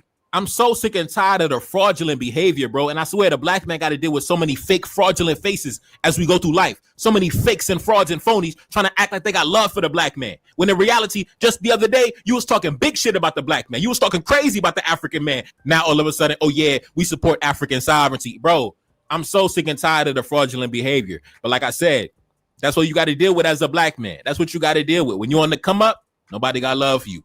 You by yourself. You standing by yourself. Now, of course, the Pan-Africanists, we're going to have love for you. The Pan-Africanists, we love our people regardless, whether you up, whether you down. But I'm telling you, everybody else. Yeah, but what our brother Neferkari Dessalines is absolutely, that's the position that we're in. We're in a very, very precarious position where you have to love and embrace all your people because you know no one else is gonna do that. You know what I'm saying? Like what Dr. Clark says. He's pretty much said we have no friends. All we have is us. If we can't depend on us, we can't depend on nobody. You know what I'm saying? So maybe a little part of me, that's probably why I'm still putting the Alvarez branch out, even though they slap it out my hand. But I also gotta remember our brother Marcus Garvey saying I wish that's not what real that's not Pan-African is when I'm saying this quote. He says, I don't wish all black people to return to Africa because the ones that know good here will also be no good there. But again, Pan-Africanism is not just all black people return to Africa. That's not what Pan-Africanism is. Pan-Africanism is basically wanting the best for black people when it comes to economics. So when it comes to economics, the well-being of black people, no matter where they are, it's about unity, right? Economics is the base. So if you could hold it down no matter where you are as a black person, you are engaged in the Pan-Africanism. If you are able to open up or have a business or have a newspaper, and if you're a black first, if you're African first, then you are a Pan-African no matter where you are. If you're supporting your people financially, politically, economically, well, I said that already, it's the same thing. No matter who you are a Pan-African because you want to see the best of Black people globally. It's not exclusive like FBA. FBA is exclusive. Pan-Africanism is inclusive. You are a part of the family. Your Blackness makes you a part of the family of who you are and our well-being for everybody. Even Martin Luther King said, he says, I'm probably paraphrasing, I'm not sure if I know it verbatim. An injustice here is an injustice everywhere. And even Martin Luther King was pretty much a Pan-Africanist. He knew Garvey. Most of the people that are Black Americans that got inspiration, they got inspiration from Marcus Garvey. Marcus Garvey was one of the first people to ever do anything in the Black world, as far as the Black Star Line, the Black newspaper, all things that he did. That's where we need to get back to. We need to get over like pushing FBA to the side. I like doing this. People say, hey, leave FBA alone, but roaches don't like the light. And I'm trying to shine a light of truth on these people, right? While at the same time promoting Pan-Africanism, promoting all the positive things that the Black world is doing in America, outside of America. If you're a Black American from slavery, if you're a Caribbean person from the Caribbean that was from slavery, that was a sugarcane cutter to an African that's on the continent. We're all the same. We have the same enemies. You have to read a sheet here talking about, the enemy, white supremacy. Either you understand white supremacy and you're being disingenuous, because white supremacy sees us as one big Negro, as he used to say all the time, because it's the truth. So they're not going to treat us different. So either you believe that, or you don't know, or you don't understand white supremacy. Plain and simple. You just don't understand white supremacy. So, thanks to our brother Neferkari Dessalines. I like his passion. You can see the rest of this video. I like the passion that he had in there, because I felt the same way. You just stay on your side, pick a side. Don't grift back to Pan-Africanism. Tariq Nasheed started out as a Pan-Africanist, and he saw the money on the other side with ADOS and made FBA and started grifting and started trademarking and patenting everything in order for him to make money. This is his biggest grift yet. But hey, not knocking the hustle, but I'm just letting you know this person is a hustler, right? So we're done with this bitch ass nigga. So pivoting over, right? Since this is a Pan-African channel, right? And since we're on the topic of Burkina Faso and Immigrant Black, I'm gonna go to a video here. Again, shout out to all my African Americans, African Americans, right? You call yourself Black American, but African American. I don't mind Black Americans, even though some people may be against that. But Black means African, African means Black. That's just what it is. Black means African, African means Black. If I have to explain that to you, you know what I'm saying? I'll do a little remedial class for you for me to explain to you how Black and African are synonymous and they're interchangeable. Like when we say the white man, white people don't go like, whoa. I'm from the Netherlands. I'm not white. That's not something that happens on that side. When we say the white man, everyone understands, no matter where you are in Europe, they're talking about you. If you're from Eastern Europe, Western Europe, Southern Europe, Northern Europe, if you say the white man, all them understand, oh yeah, Dr. Shane, understand, yeah. It doesn't matter. So Negroes want to play this game. Well, Black, what we talking about when we mean Black now? You mean the people from Mississippi? Or you mean the people from Guyana? What do you mean Black? Because Black is so interchangeable. Then you get on that FBA bullshit. We all know when the white man says Black, people from America, the Caribbean, Africa, what now? They talk about us now. We all our antennas go like, man, they talking shit about us again. All of us are like that. So anyway, I'm gonna pivot to now, because since we were talking about Immigrant Black, and a lot of people are saying that she's going to try to pivot back to Pan-Africanism, but that's going to be a hard pivot, especially with people like me, Brother Boochy, Afro Think Tank, you know, our brother Brahmo, Koku, you know, all the real Pan-Africans out here. It's going to be a hard pivot because we watching. We see the game, right? So right here, our brother Wodemaya, he actually went to Burkina Faso and he was trying to see Ibrahim Traoré. I'm a little bit, I don't want, no, let me not spoil it for you, but he went to Burkina Faso and it was just beautiful there. And so I'm going to play a little bit of it. Hope I don't get dinged for this. Hope you guys appreciate this. I stand firmly with Ibrahim Traoré. If they dare touch Ibrahim Traoré at 35 years of age. Hold on a second. I don't know why. Oh, my bad. My bad. Hold on. I'll play it again. I stand firmly with Ibrahim Traoré. If they dare touch Ibrahim Traoré. Let me refresh it. Let me refresh it. Yet to have a third one by grace in December. Oh wow! I do not know. We invite you to witness. Why there's no sound on here? Oh jeez. I am from the. Hold on one second. I do not know why I am having technical difficulties. Everything looks like a go. Third one in Tenkodogo. No, wait a minute. Come on. You have this factory, which is a tomato factory. Hold on a second. I'm so sorry, guys. I do not know why this is not playing.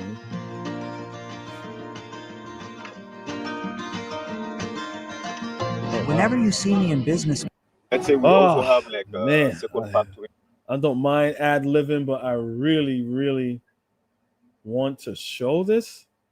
And I do not know why all of a sudden I don't have any volume. If you all can hear me, put a 1 in the put a 7 in the chat. If you all can hear me, I don't understand why the volume on here is not working, and I'm trying to refresh everything. Hold on. I apologize again. YouTube is acting up, man. I do not know why my volume no longer works. Okay. Until I get this fixed, I guess I have to go into ad-lib. So let me start sharing. Let me share it again. I don't understand why it's not. I don't know why it's not playing the volume. So I stand firmly with Ibrahim Traoré. Right here, Ibrahim Traoré, they will regret. You have all of the. This is really bothering me right now. Like, I don't understand why the volume is not on. Everything should be a go. This is crazy right now. So anyway, this We are ready to go. is all the people of Burkina Faso. You see this list there. He has, African areas in there because, these are Pan-Africans, just like our brother Burkina Faso has recently become one of the most popular countries in the entire world. And it's all just because of one man. Abraham Yes, we even have So the question is, who is Ibrahim? Let me hear.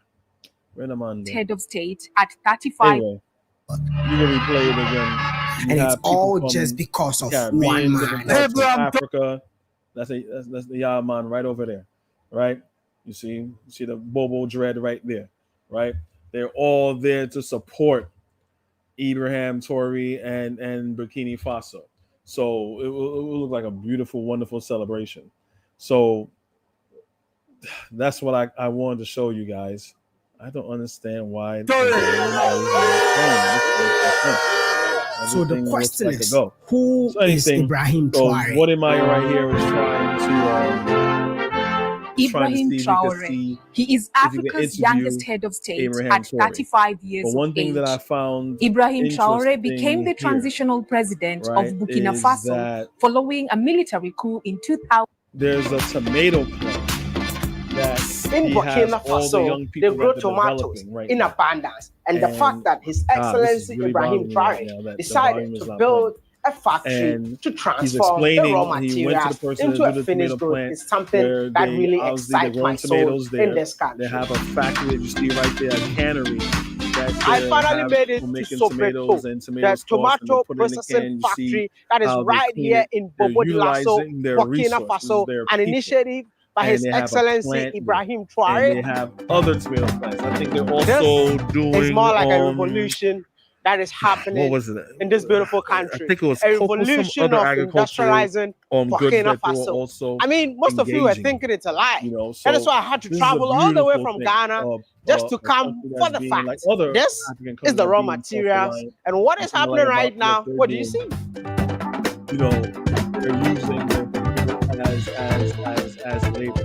You know, there's It's more like nothing they are wrong with sorting doing the raw deals with materials, China wash it, or America and the or process Germany or whatever. continue You on. just have to be smart My about it. goodness. All those people do trade You know what? with each other. I feel like it's They're possible to just smart develop about Africa. it where No one they're can tell the me anything else. beneficiaries All for we need those is trades that visionary people leaders do, with trading integrity, services, trading but goods. also Saying have the according to Steve, people you know, at it's not heart. a You know trade, what's isn't a happening part in of here? All the capitalism. people that So works in here are to a literally point where young people their from the capitalistic country. endeavor to be Yes, a prime player young on people the all around market. here. So as you Yeah, see just here, us. he's talking to the guy that's in charge You of built a everything, manufacturing and plant, it and you really decided to employ made the me youth. proud, Exactly. even more Is it a proud youth with of qualification that African knows people, how and to, I I love it. mean, And I commend Wode operate? Maya for Let's say we have like being boots all on the in ground here. We and have like qualified. just doing We this. have like a So zero it is experience. really We have bothering like me that people the who volume never is not even working. went to normal school. I really don't get why the volume is not working. Why is that? Attitude at work and the engagement in this vision of the president is Okay. the key criteria for us. Okay, to- I can hear it now. I can hear it now. So I'm gonna play it back a little bit. I stand firmly with Ibrahim Traore. If they dare touch Ibrahim Traore, they will regret. We are ready to go and fight in the Burkina Army. Me, with my old age, I'll go and fight in the Burkina Faso Army. All these people follow me and we'll go and fight in the Burkina Faso Army. They should dare try Ibrahim Traore. Burkina Faso has recently become one of the most popular countries in the entire world. And it's all just because of one man. Abraham Traore. So the question is, who is Ibrahim Traore? Ibrahim Traore. He is Africa's youngest head of state at 35 years of age. Ibrahim Traore became the transitional president of Burkina Faso following a military coup in 2022. So I just wanted to show you guys just that the people are just so happy and overjoyed about Ibrahim Traore and just have that cultural pride of the man. There's also some people in the state around where he is. These people have jobs, but at night they stand out like in like the square in the area to defend his area where they think he's sleeping so nothing can happen to him, because there's been assassination attempts on his life. The people themselves are putting their lives on the line, right? This is just a beautiful thing to see. So I'm going to fast forward back to the tomato plant.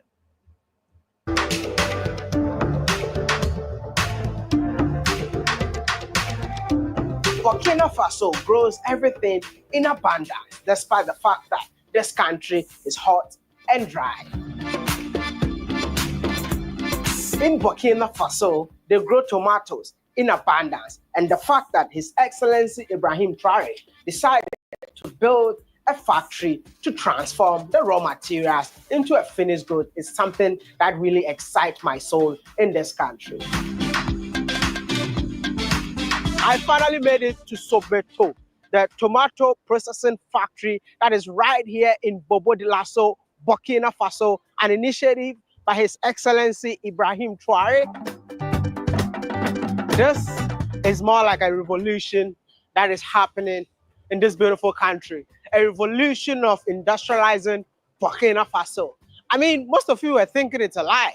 That is why I had to travel all the way from Ghana just to come for the fact. This is the raw materials, And what is happening right now? What do you see?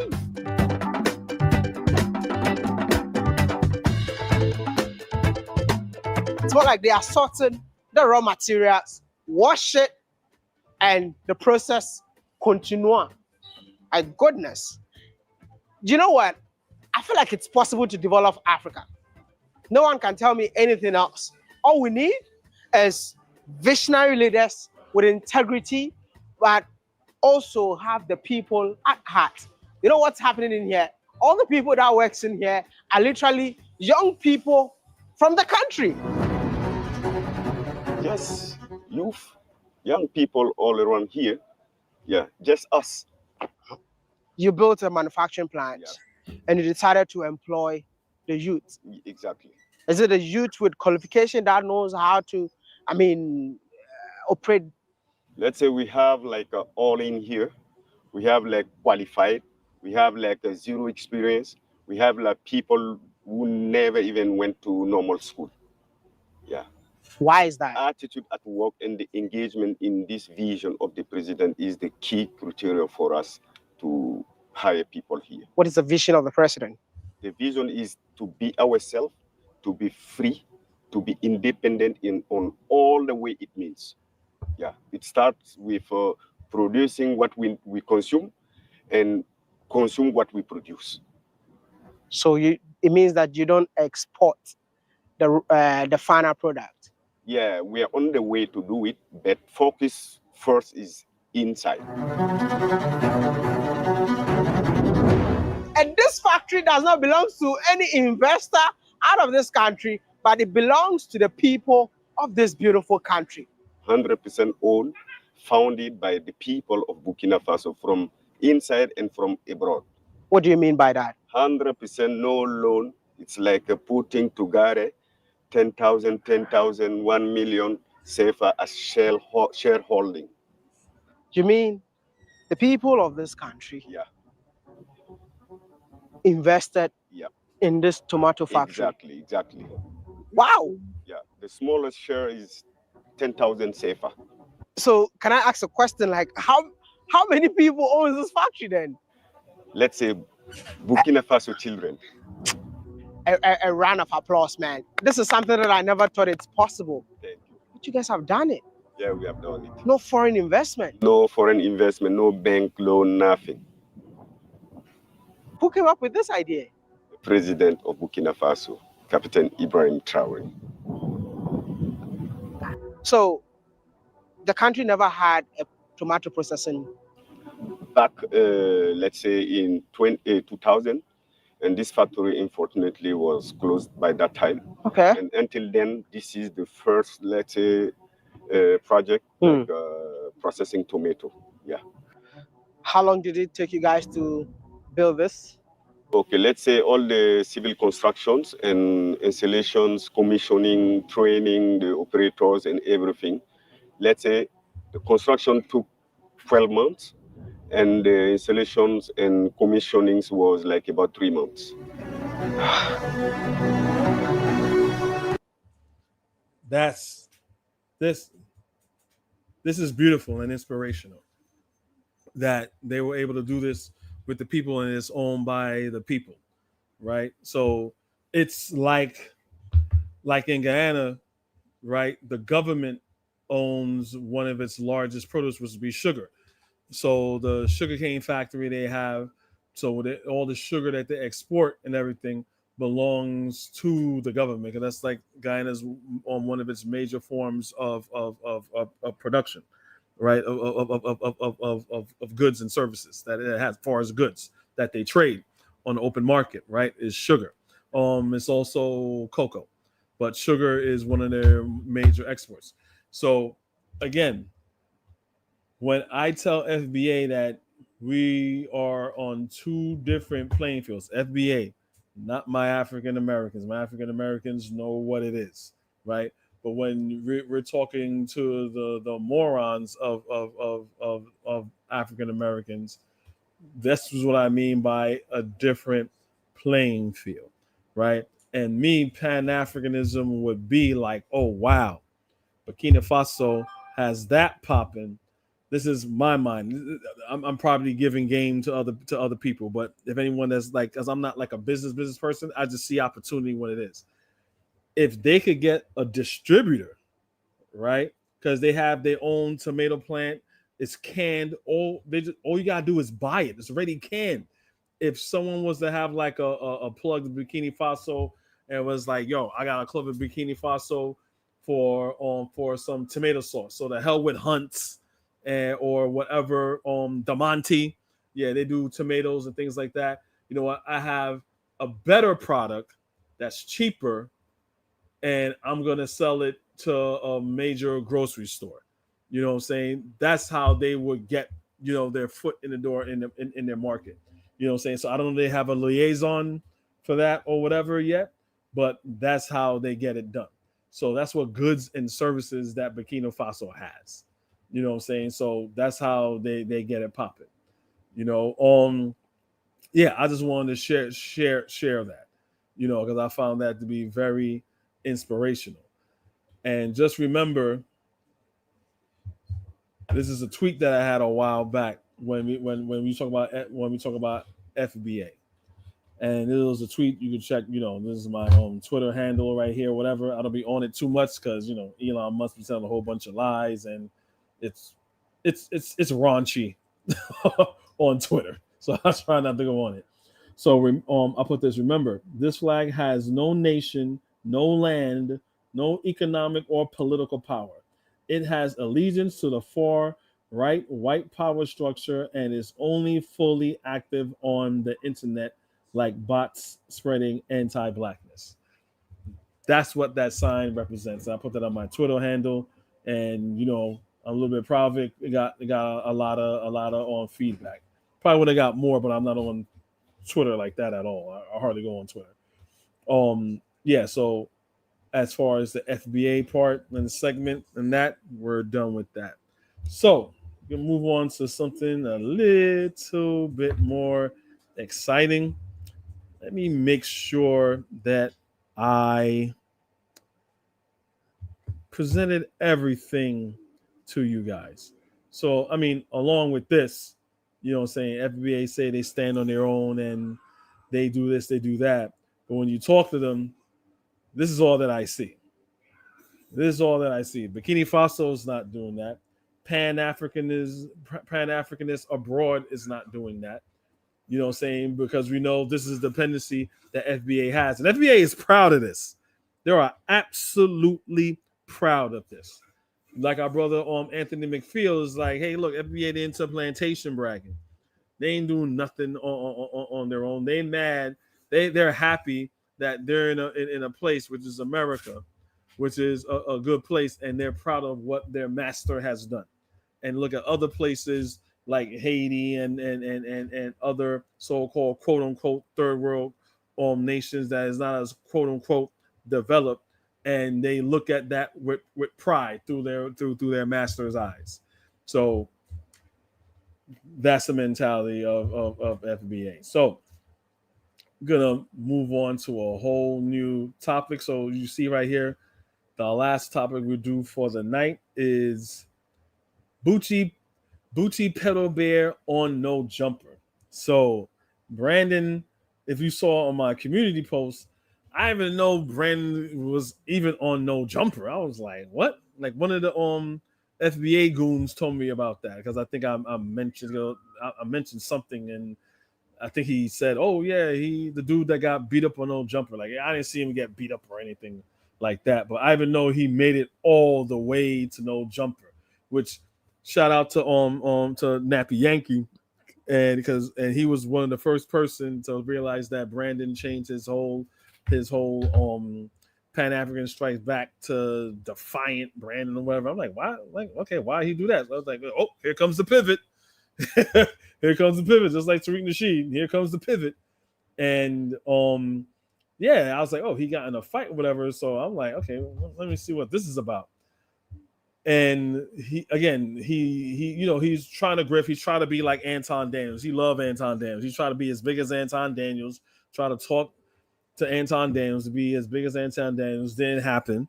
He he trolled all his way up to Mark Lamont Hill in debate. Mark Lamont Hill destroyed him, right? But Brandon takes a licking and keep on ticking. He's not gonna let that stop him. And boom, I guess he kind of sort of. I don't look at No Jumper. I really don't care about the people on there. It just be a bunch of shit that I'm not interested in. It's just a bunch of nigga shit. It really doesn't interest me. I'm too old for that.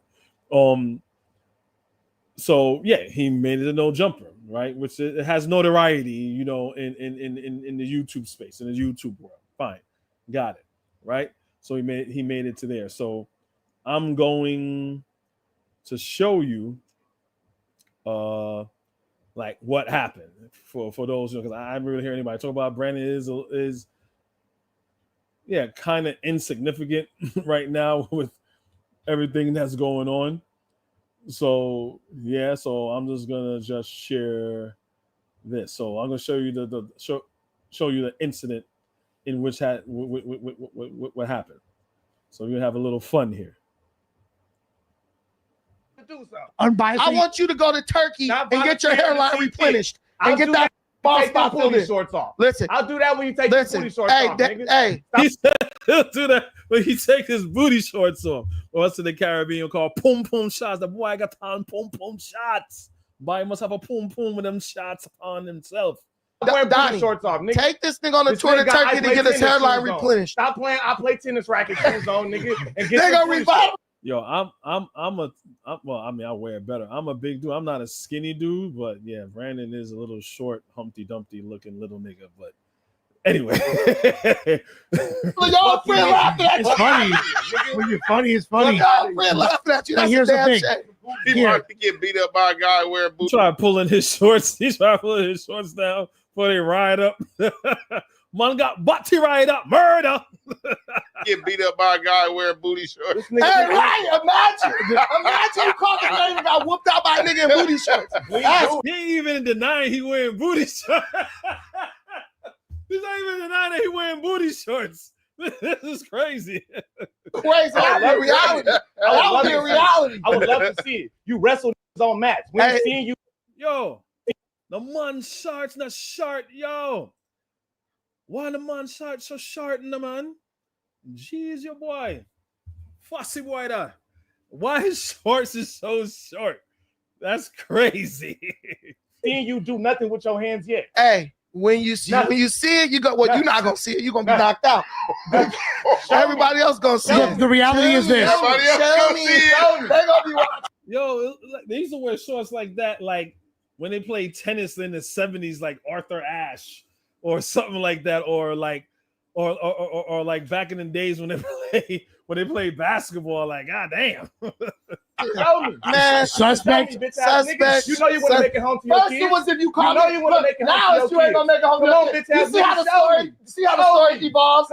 First it was we was gonna catch a fade. Then we gonna do what you want to do. Now it's death threats. Who said I was talking about more than the face? You police ass. You said you're not gonna make it home to your kids. Who said anything about more than the face? What does that even mean? You cannot make it home from a fade. You bitch ass listen, nigga. you cannot make it home from a fade. Police shit on me. If y'all don't know what's going so far, I don't think this dude could take Brandon. Brandon, you know, is in jiu-jitsu, I think, right? You know, I could take him. I know I could take him, right? And I'm not even a well-trained black belt. I could take him. But anyway, that's besides the point. Yeah, I don't think this dude could take Brandon in a friendly sparring match. So it's, if you don't know what's gonna happen, that's fine, but I don't think he could take him. Boy, you like a true light-skinned nigga. Hey, you a federal faggot. You should have that energy in that alley that day. You a federal faggot. You should have that energy in that alley that day. Federal faggot. I'm gonna listen. We gotta watch this. This is a fact. He's a federal faggot and a wee-wee watcher. Can I get a word? Can I get a word? Can I get a word? You're a wee-wee watcher. This is a fact. You're a wee-wee watcher. This is a fact. I'm gonna say what I want to say. I call this nigga Antoine Dotson and everything else. I'm still gonna come to No Jumper. I'm gonna walk in and out this.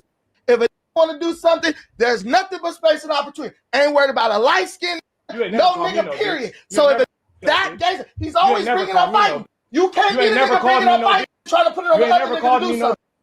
So, but I just caught you one. I just caught you one. He said, well, the dude, whatever, said, oh, you never call me no bitch. And Brandon said, I just called you one. Just like you are. Guys. Guys,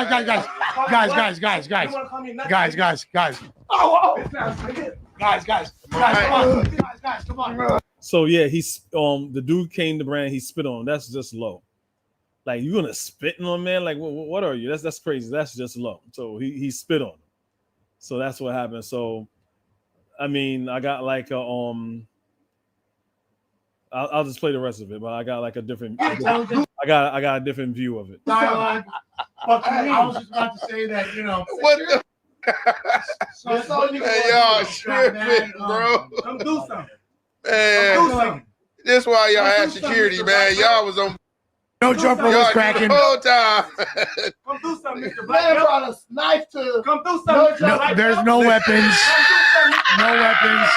No weapons. Come do something, Mr. Black. There's a knife right there. Come do something. Where? Yo, the dude pulled out a knife on Brandon. Like, why would you put like a knife? Like, how you come here? There's no security here. Like, I don't understand. Like, what's going on with no jumper, man? Again, I don't look at this at this YouTube channel. I don't know. I don't care. I'm just now. I heard of it. I just didn't. I saw the content. I just don't care for it. You know. But yeah, this is crazy.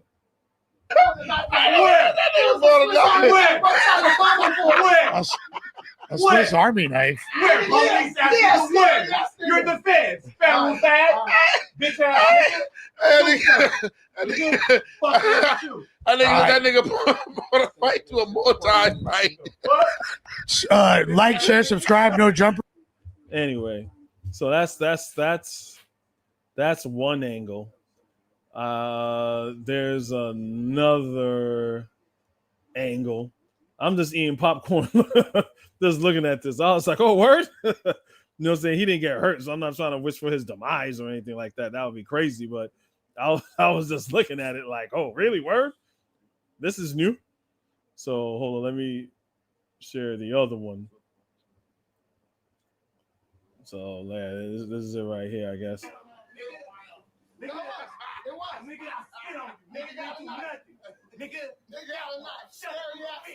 You a bitch. Nigga, you was in that part. Nigga, shut up. Shut up. Nigga, shut up. Nigga, you got spit on.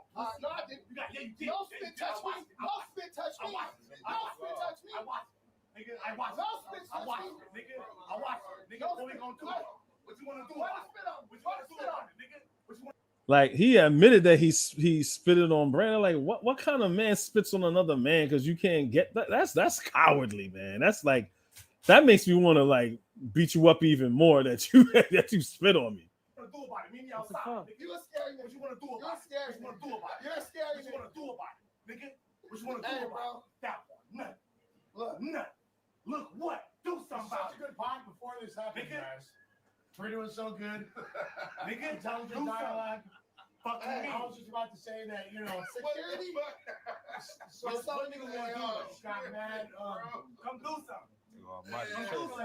This why y'all ass niggas like y'all was on bullshit. Come do something, Mr. Black Belt.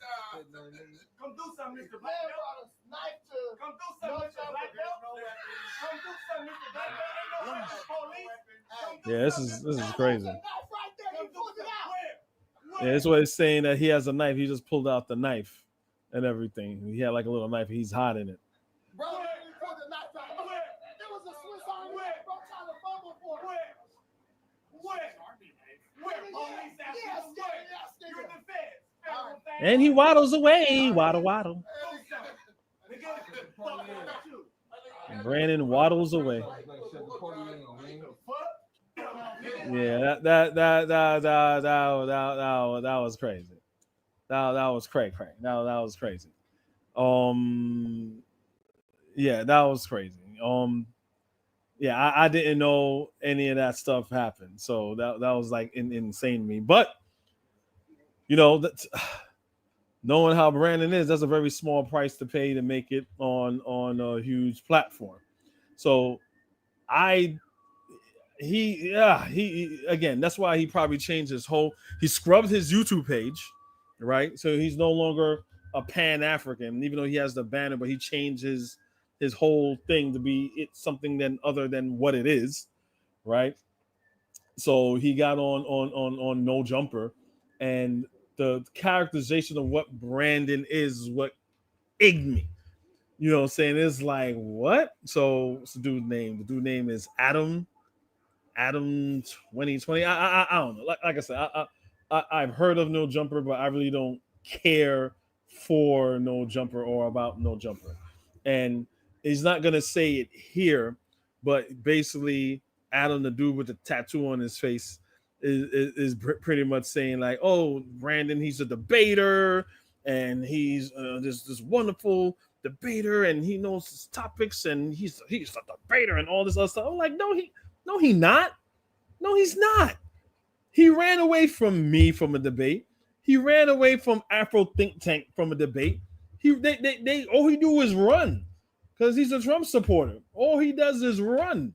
But I'm gonna play. I'm not playing all. I'm gonna give you just a little taste of what they're saying, and you're gonna see why I'm playing a bit of it, and I'll play about like a minute of it.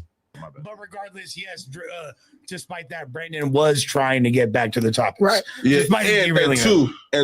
And he did say he's not going to advocate for suspect to lose his job, because that was the only thing I asked him was, hey, bro, if No Jumper do what No Jumper do, let them do it on their own. Don't ask for this. No, okay. This is the tea. This is the tea that we got to get to. So I'm going to do content with Whack later today. The eve of you getting into the conversation with suspect, in which he pulled out his sword and whatnot. Was it really a Swiss Army knife? Because that's funny. He pulled out Excalibur. He literally pulled it out and started trying to unfold the glass. Why do you lie? You know you saw that. I did not see the knife. You're such a liar. I wouldn't necessarily believe it if you were the only one saying it, but the security guard said it. I'm not saying he didn't. Listen, have one it. thing I don't didn't do, see it. I don't lie on the internet. I don't get on the internet and be like, I'm just gonna lie. Like, okay. He just lied. He says, I don't get on the internet and lie. Anybody that follows me know this dude lies all the time, especially when it comes to politics. He lies all the time. That's what eggs me. I don't get on the internet and lie. He lies for a living, and he distorts the truth politically for a living. The only thing I know he's 100 about is when he talks about Tariq Nasheed.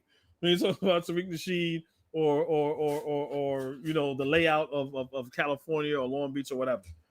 Those, when it comes to politics, he lies.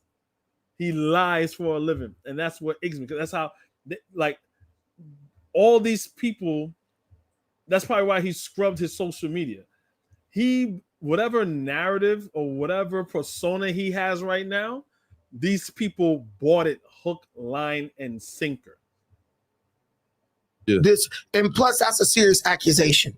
Okay. And if he didn't have it, and have to say he's seen it too. He probably would have got killed by me, because I had him. He was screaming. So after the spit, you were determined, like, oh, I was on him. Like, I was literally, the security, first of all, he's way too small. You know, he wasn't able to like control us both. So he said pretty hard. He said, let me. Anyway, I even don't care about finding it anymore. So basically, it was, what's the name of the guy? Let me see if I could find it. So Brandon was on No Jumper, and he was debating some white supremacist guy or whatever. And Adam was like, yeah, this guy is a self-proclaimed white supremacist, yada yada, yeah, right here. To it, and you actually spoke to him. So basically, so it says black conservative and white racists go to war in intense debate. Like you, black MAGA conservative. Now, this is coming from Brandon, a person that says that there's no such thing as racism. It's not as big as it used to be, and he does this all the time with people that don't understand how America works and racism works and systematic racism works. Who asked him a question? Oh, is there anything you could do in America that a white man can't do? And obviously the question will be no. Oh, so there's no racism. What's the systematic racism you're talking about? There's no such thing as systematic racism. You just have white people saying mean things about white people. He even said one time, oh, there was a guy with he had like Nazi tattoos and KK this, that, and the other, and he treated me nice. So what are you talking about racism? So this is who this person is. So to me, it's like two white supremacists talking about how white supremacy is not that bad. It's not that big a deal. It's like it's two white supremacists talking about their branch of white supremacy. This is all this is. You get two KK members saying, okay, it's nothing wrong with hanging niggers, but why you gotta cut their balls off? That's gay. Well, I'm gonna cut their goddamn balls off because penis envy, and he fucked my wife, so I'm gonna cut his balls off. It's like this is the conversation that they're having. It makes no sense. So, I was gonna look at it because this is gonna be like entertaining. I even didn't look at it. I don't even know if I want to look at it, but to me it's gonna be like entertaining because I don't even know who this other racist white guy is, but I know who Brandon is, and I know where his stance is on white supremacy, quote unquote. He will put in quote white supremacy. He'll put and how his view of racism is a very flowery way of something that is just pretty much disrespectful to black people, as far as they're saying, well, black people are in the position they are not due to racism, due to their laziness and their culture and yada yada. Coming from again, Brandon is a walking stereotype, and I've said this before. Everyone that follows him knows that he was raised in a single parent home with a mother that was on Section 8 that didn't work, that didn't care for them. I'm not defaming the guy. This is what he said on his platform. His father's in jail. He was a part of a gang. So if you're surrounded, and this is your reality of the black people around, his uncle was a pimp, whores, and his all types of craziness. It's like what the wow. It's like what, you know what I'm saying? If you grew up and this is your surrounding, these are the people that you know, it's understandable when a white person says that black people has a problem with their culture and all these things. It's understandable why he would gravitate to the conservative party. And you can't tell me anything because I'm black. No, that's your experience. That's your unfortunate experience. That is not the black experience. That is an unfortunate experience that you have as a black person that you have, but you cannot propagate and walk around and just dispute this is what black Americans are. That is Brandon's stance, right? So I even put in the chat in Adam. I don't know it's going to get any wind or any recognition about who Brandon really is. You know what I'm saying? To the point, for those who are new that are following me, when I used to follow Brandon probably like 2 years ago. I haven't followed him in good over a year, right?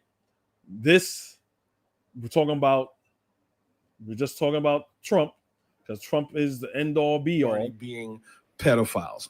And again, the Republican talking point is that Joe Biden's pedophile.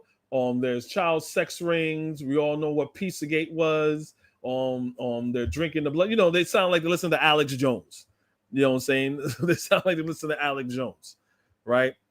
And it's all these Democrats are pedophiles. And we know mostly it's the Republicans that are pedophiles and child sex traffickers like Gates and Kavanaugh and women beaters and white beaters and like Brett Kavanaugh and the people on Fox News. It's a lot of them. So I made a video, you can check it out, about it. This is for people who has now started following me, right? So this video that I did, it says you can see it in my on my old lives that I've done. But this video that I'm gonna show you right now, where I came on Brandon on one of his lives, he deleted it probably like 2 months later, because I did this video exposing him, saying that it's okay. What's the big deal if Trump walks in on naked little girls? So I'm going to play it. On his party being pedophiles, a part of pedophile rings. So this that you see right here is no longer on his channel called, I'm going to even mention his channel. It's not on his channel no more. He deleted it because I did this video. This is a clip that I took from the main live video that I did exposing this. Did you see the diary? When Trump is not a pedophile, judging girl pageants, walking in on them. Like, give me a fucking break. Yeah, I just said, see, Trump, he's talking about pedophiles. Trump is walking in on little girls on pageants. And we're going to hear what his rebuttal is. The diary? When Trump is not a pedophile, judging girl pageants, walking in on them. Like, give me a fucking break. Hey, bro. Hey, they hired him to judge it and get. Did you see the diary? When Trump is not a pedophile, judging girl pageants, walking in on them. Like, give me a fucking break. Hey, bro. Hey, they hired him to judge it, and guess what? Trump Did you see the diary? He said, hey, bro, they hired him to judge it. And he said that, well, Trump has been the most investigated person in the world. And like, they hired him to judge it. This is what he said. That's why I call him Pedo Bare. They on Tariq and Taharka, they call him Boochy Bear. I call him Boochy Pedo Bare. That's a pedophilic thing to say. But what makes it worse, ladies and gentlemen? What makes it worse, ladies and gentlemen? After I did that, he took this whole video down. He even didn't like clip it out. This part. Because you see right here, it says, if you read on the top, it says Aboriginal TV, Dane Calloway, Supreme, Chief Holiday, whatever reaction, whatever, Wabo have found, yada, yada, yada. That's no longer on his channel. So when I put this up there and he was aware of it, you can see here in my comment section, now it's Defiant Brand. It was Pan-Africanist Strike Back. He said, lucky for me, no one watches this garbage channel. That's his rebuttal to all that. Not like, oh, Kofi, you know what? I shouldn't have said that. Or, you know, I misspoke. It was a heated back and forth. That's some BS that I said. I shouldn't have said that. He said, lucky for me, no one watching this garbage channel, which means he stand by what he's saying. They hire him to judge it. And my rebuttal is like, sure, Boochy Pedo Bare, you wish that is true. Your secret is out for all to, and you just see the eyes. So, anybody engaging with Brandon in good faith or not aware of this, you're dealing with a person that has no problem with pedophilia, especially when it comes from Trump. I just want to make a note of that. So him being on No Jumper, I'm pretty sure. I wonder if they know this, how they would treat him. Because that's no Jumper is a brand, right? It's a brand. That's why, you know, they're bringing up fights. You know, it's on YouTube. You can't show that, yada, yada, yada, whatever. It's a brand. I wonder if they would sweep that under the rug if it blew up. So I just wanted to point that out. I'm like, how this dude? Well, I mean, I know how he got on No Jumper, but I find it crazy that, you know, I guess it was a matter of time. You know, perseverance is key. So that's pretty much it. I don't know if anyone wants to come up. I'll put the link in the chat. We went over a lot. We went over World War III with Trump. We went over FBA allegiance and fear of Republicans because they love Republicans. They love what Republicans is doing, but they're too cowardly to talk the same ish about Republicans as they do with Democrats. That's why they cowards. Give them the same energy. Give Democrats that same energy. Democrats are cowards.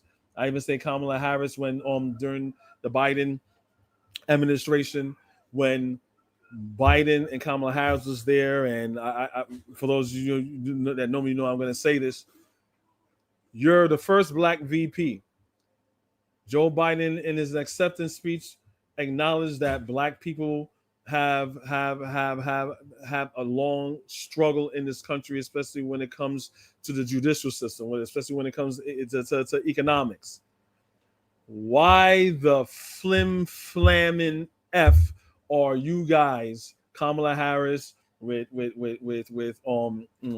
Black Caucus, with Al Sharpton, with all the Black people marching over Edmund Pettus Bridge saying, "We shall overcome, I'll be a brother." They singing Negro freaking spirituals. It's not the goddamn 60s no more. You're the vice president. Joe Biden said he was going to do something. Why you ain't marching on his old ass? You're the vice president. Why are you not holding Kamala Harris accountable? When I saw that, that drove me freaking crazy. They still think it's 1965. They still think it's 1963. Like, what the, like, that was like insane to me.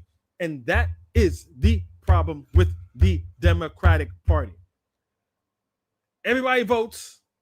You get the right people in, and you sit on your ass until the midterms or to election. Then you bitch and moan that the Republicans are here because you know Republicans don't give a damn.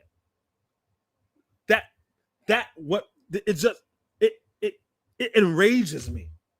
It enrages. It makes no sense. It's just this freckleness and it just enrages me. Like this, and the thing I have about the people that are quote unquote independent or whatever, even Steve Kuhn, FBA, asked when we had a conversation, he agrees with the parties that we have now involved. The only way politically to move forward, if you're going to do it under the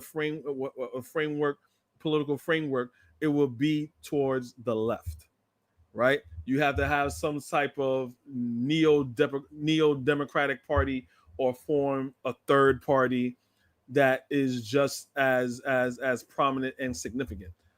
I don't agree. Like, I agree with third party voting as far as like like third party voters. I mean, they vote for third parties. You know what I'm saying? Like Jill Stein and those people, right?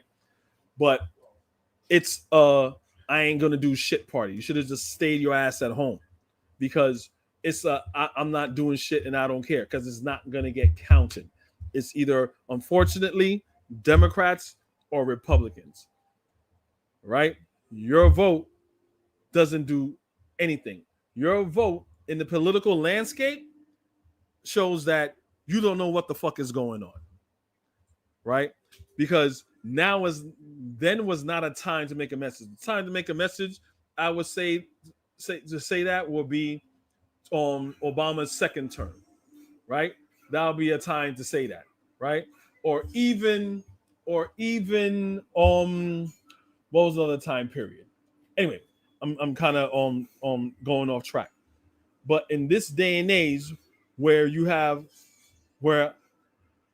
it's the fuck around and find out for people who didn't vote or vote third party, now they're also like, oh my God, oh wow, now they're being affected. Why? Because you didn't know what you were doing. If third party voters, right, for like Jill Stein, they're not on the national ballot. They're not on every ballot internationally. That's why Robert F. Kennedy had to drop out. That's why Jill Stein had to, like, you know, it really didn't go anywhere. You know what I'm saying? Because they're not on the ballot in every state. Now, if third party was on the ballot in every state, then you could mobilize the people and say, you know what, Black people, the Democrat Party are not doing anything. They keep falling short of us. Let's all come over here, right? But it can't happen if everyone is not, you know, if you don't have that, have third party on every ballot. So that's what I'm saying is a do nothing vote. You should have just stayed your ass at home if you voted third party. You should have just stayed your ass at home, because it meant nothing. How did it move the needle? Let me know. How did it move the needle in any way? Was your message received? Whatever message you were trying to communicate and give to the other major parties, well, most of that, according to them, is the Democratic Party. What message did the Democratic Party get when you voted third party? Nothing. That's why what you did is a nothing vote. Anyway, I'm only saying that to say we need to give the same energy of disdain with the Democratic Party as you do with the Republican Party. But the Republican, but people that are independent right-leaning, or people that are just right-leaning, that they say they are for quote unquote black people, they don't do that.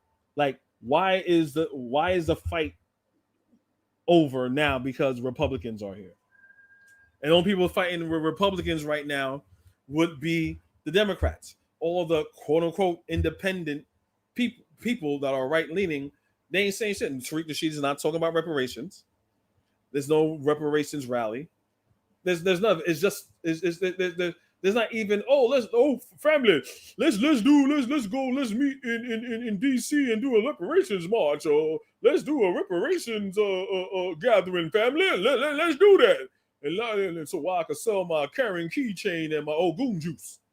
He's not even doing that because reparations is not on the table.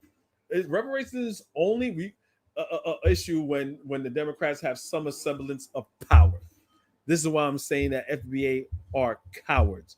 They like fighting people that they know is not really going to fight them back like that, because they know in actuality these are our allies, not our enemies. So if your allies talking nonsense and we all the same people, it's kind of like, all right, man, all right, okay, you blowing up steam. I get it. You're mad. Give that same energy to your actual enemy. No smoke, no fire, nothing. They're like kitty cats and teddy bears around white people, around Mexicans. Even shout out to our brother Taharka Bay. All that stuff is going on in California right now. Tariq is not boots on the ground. Vicky Dillard, all those other FBA followers, they're not on the ground. The so-called quote unquote new whack media, they're not on the ground. If you're Jason Whack, you're still faceless, and all you're doing is talking shit. Media is on the boots on the ground. These dudes aren't boots on the ground at all. So how they talk about new black media? It's a scam. Again, there's a bunch of people that feel insecure about who they are and what they are in America. So they have a bunch of people that they could attack and don't get in trouble. Because you're attacking your own people. If you're attacking anybody that's noteworthy and is going to fight you back, they're not going to do it. That's why Tariq Nasheed is not out there. Even before the when he got in Tariq Nasheed got beef when he was about to open that Hidden Struggle Museum in Long Beach, and he got in some, I forgot the guy's name, was some Mexican dude. And Mexican dude was calling him all types. He called him you're nothing but a coon. You're nothing but a ghetto coon. Yeah, he called him a ghetto coon. He said, you're nothing but a ghetto coon, Tariq. You're nothing but a ghetto coon. And the Mexican dude was explaining that if you guys don't know what a coon is, he was explaining what a coon is, and he was calling Tariq ghetto. You know what I'm saying? Tariq, he said one thing about him and he left it alone because the essays is out where you are. You got no smoke for them essays. That's why Tariq Nasheed is a punk. He's a punk. He stays in his basement, just talking shit. That's all that he does. He doesn't do anything. Anytime the fight comes to him, he tucks tail and he runs. That's why he's not out there in California talking that issue. I'm not brother Taharka Bay. Peace out to Morris World. Peace out and shout out to Morris World TV. He was saying, "Where's Tariq Nasheed? Where's Tariq Nasheed? Where's Jason Black? Where's Vicky Dillard? Where are all these people? Where's Boyce Watkins? You know what I'm saying? Where is he? I even go as far. Where is Yvette Carnell? Where are all these people that talk big shit about Africans, Caribbeans, and Mexicans? They out there like ICE, come and get me.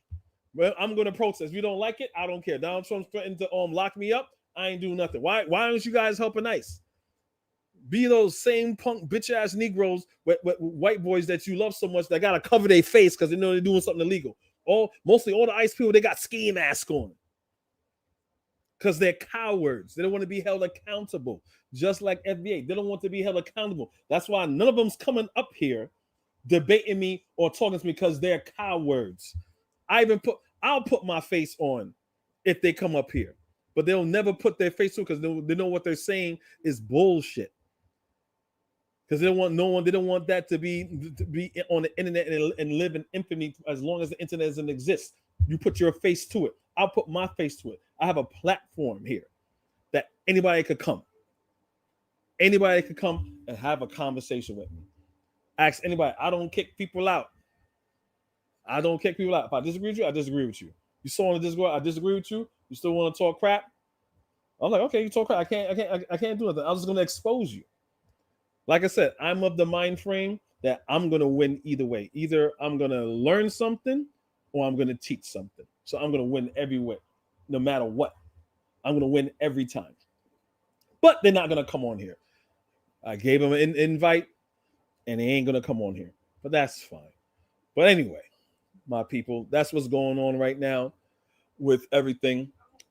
Shout out to the chat. Shout out to everyone that came through. Shout out to my brother Buana.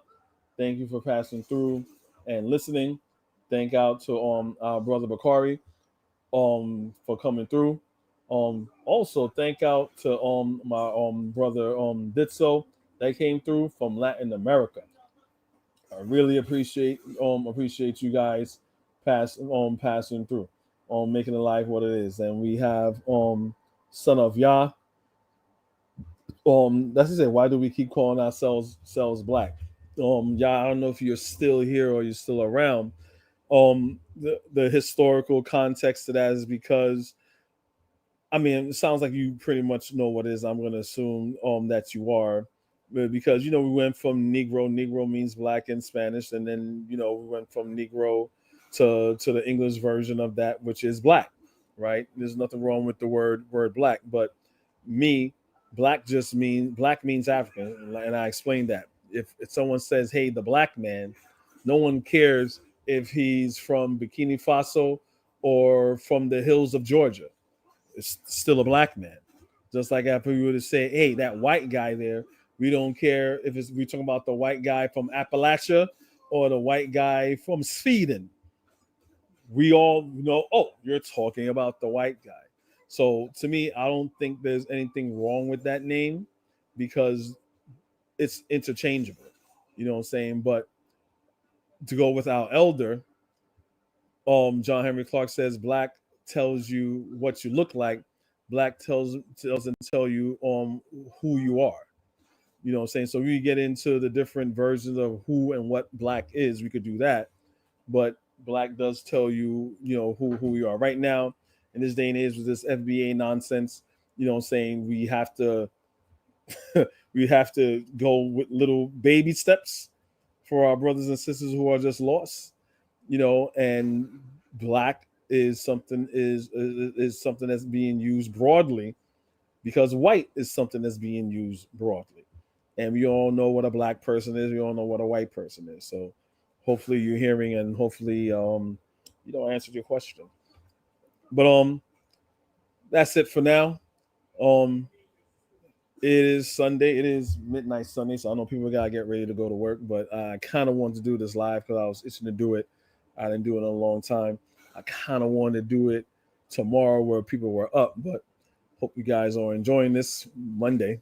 But again, thank you for everybody for coming up and everything. Just remember, this is something that Dr. Umar says, and FBAs are coons, right? They're coons. I think some of them are coons, right? And we have to look out for the coons. I'm hoping they're Negroes, right? But they could be coons. And I'll just leave with this, and you understand what I mean. Just please remember to like, share, and subscribe. And thank you all for joining me and listening. When you get to my level of education, you become a coon or a Negro. And what's the difference between a coon and a Negro, Envy? The Negro is innocent in his ignorance. The Negro think Jesus is white. The Negro think white people are smarter. It's not his fault. He's been miseducated, Charlemagne. But the coon is dangerous. The coon knows Jesus wasn't white. The coon knows white people are not superior to blacks, but they will act like they are because they're going to get something for doing so. The coon consciously sells out his people. The Negro does it out of ignorance. I can work with a Negro. Never trust the coon. When you get to my level of education, you become a coon or a Negro. And what's the difference between a coon and a Negro, Envy? The Negro is innocent in his ignorance. The Negro think Jesus is white. The Negro think white people are smarter. It's not his fault. He's been miseducated, Charlemagne. But the coon is dangerous. The coon knows Jesus wasn't white. The coon knows white people are not superior to blacks, but they will act like they are because they're going to get something for doing so. The coon consciously sells out his people. The Negro does it out of ignorance. I can work with a Negro. Never trust the coon.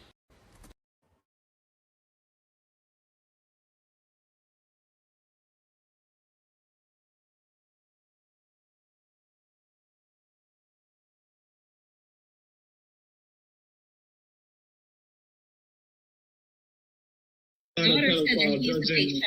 pageants walking in on them. Like, give me a fucking break. Hey, bro. Hey, they hired him to judge it, and guess what? Did you see the diary? But Trump is not a pedophile judging girl pageants walking in on them. Like, give me a fucking break. Hey, bro. Hey, they hired him to judge it, and guess what?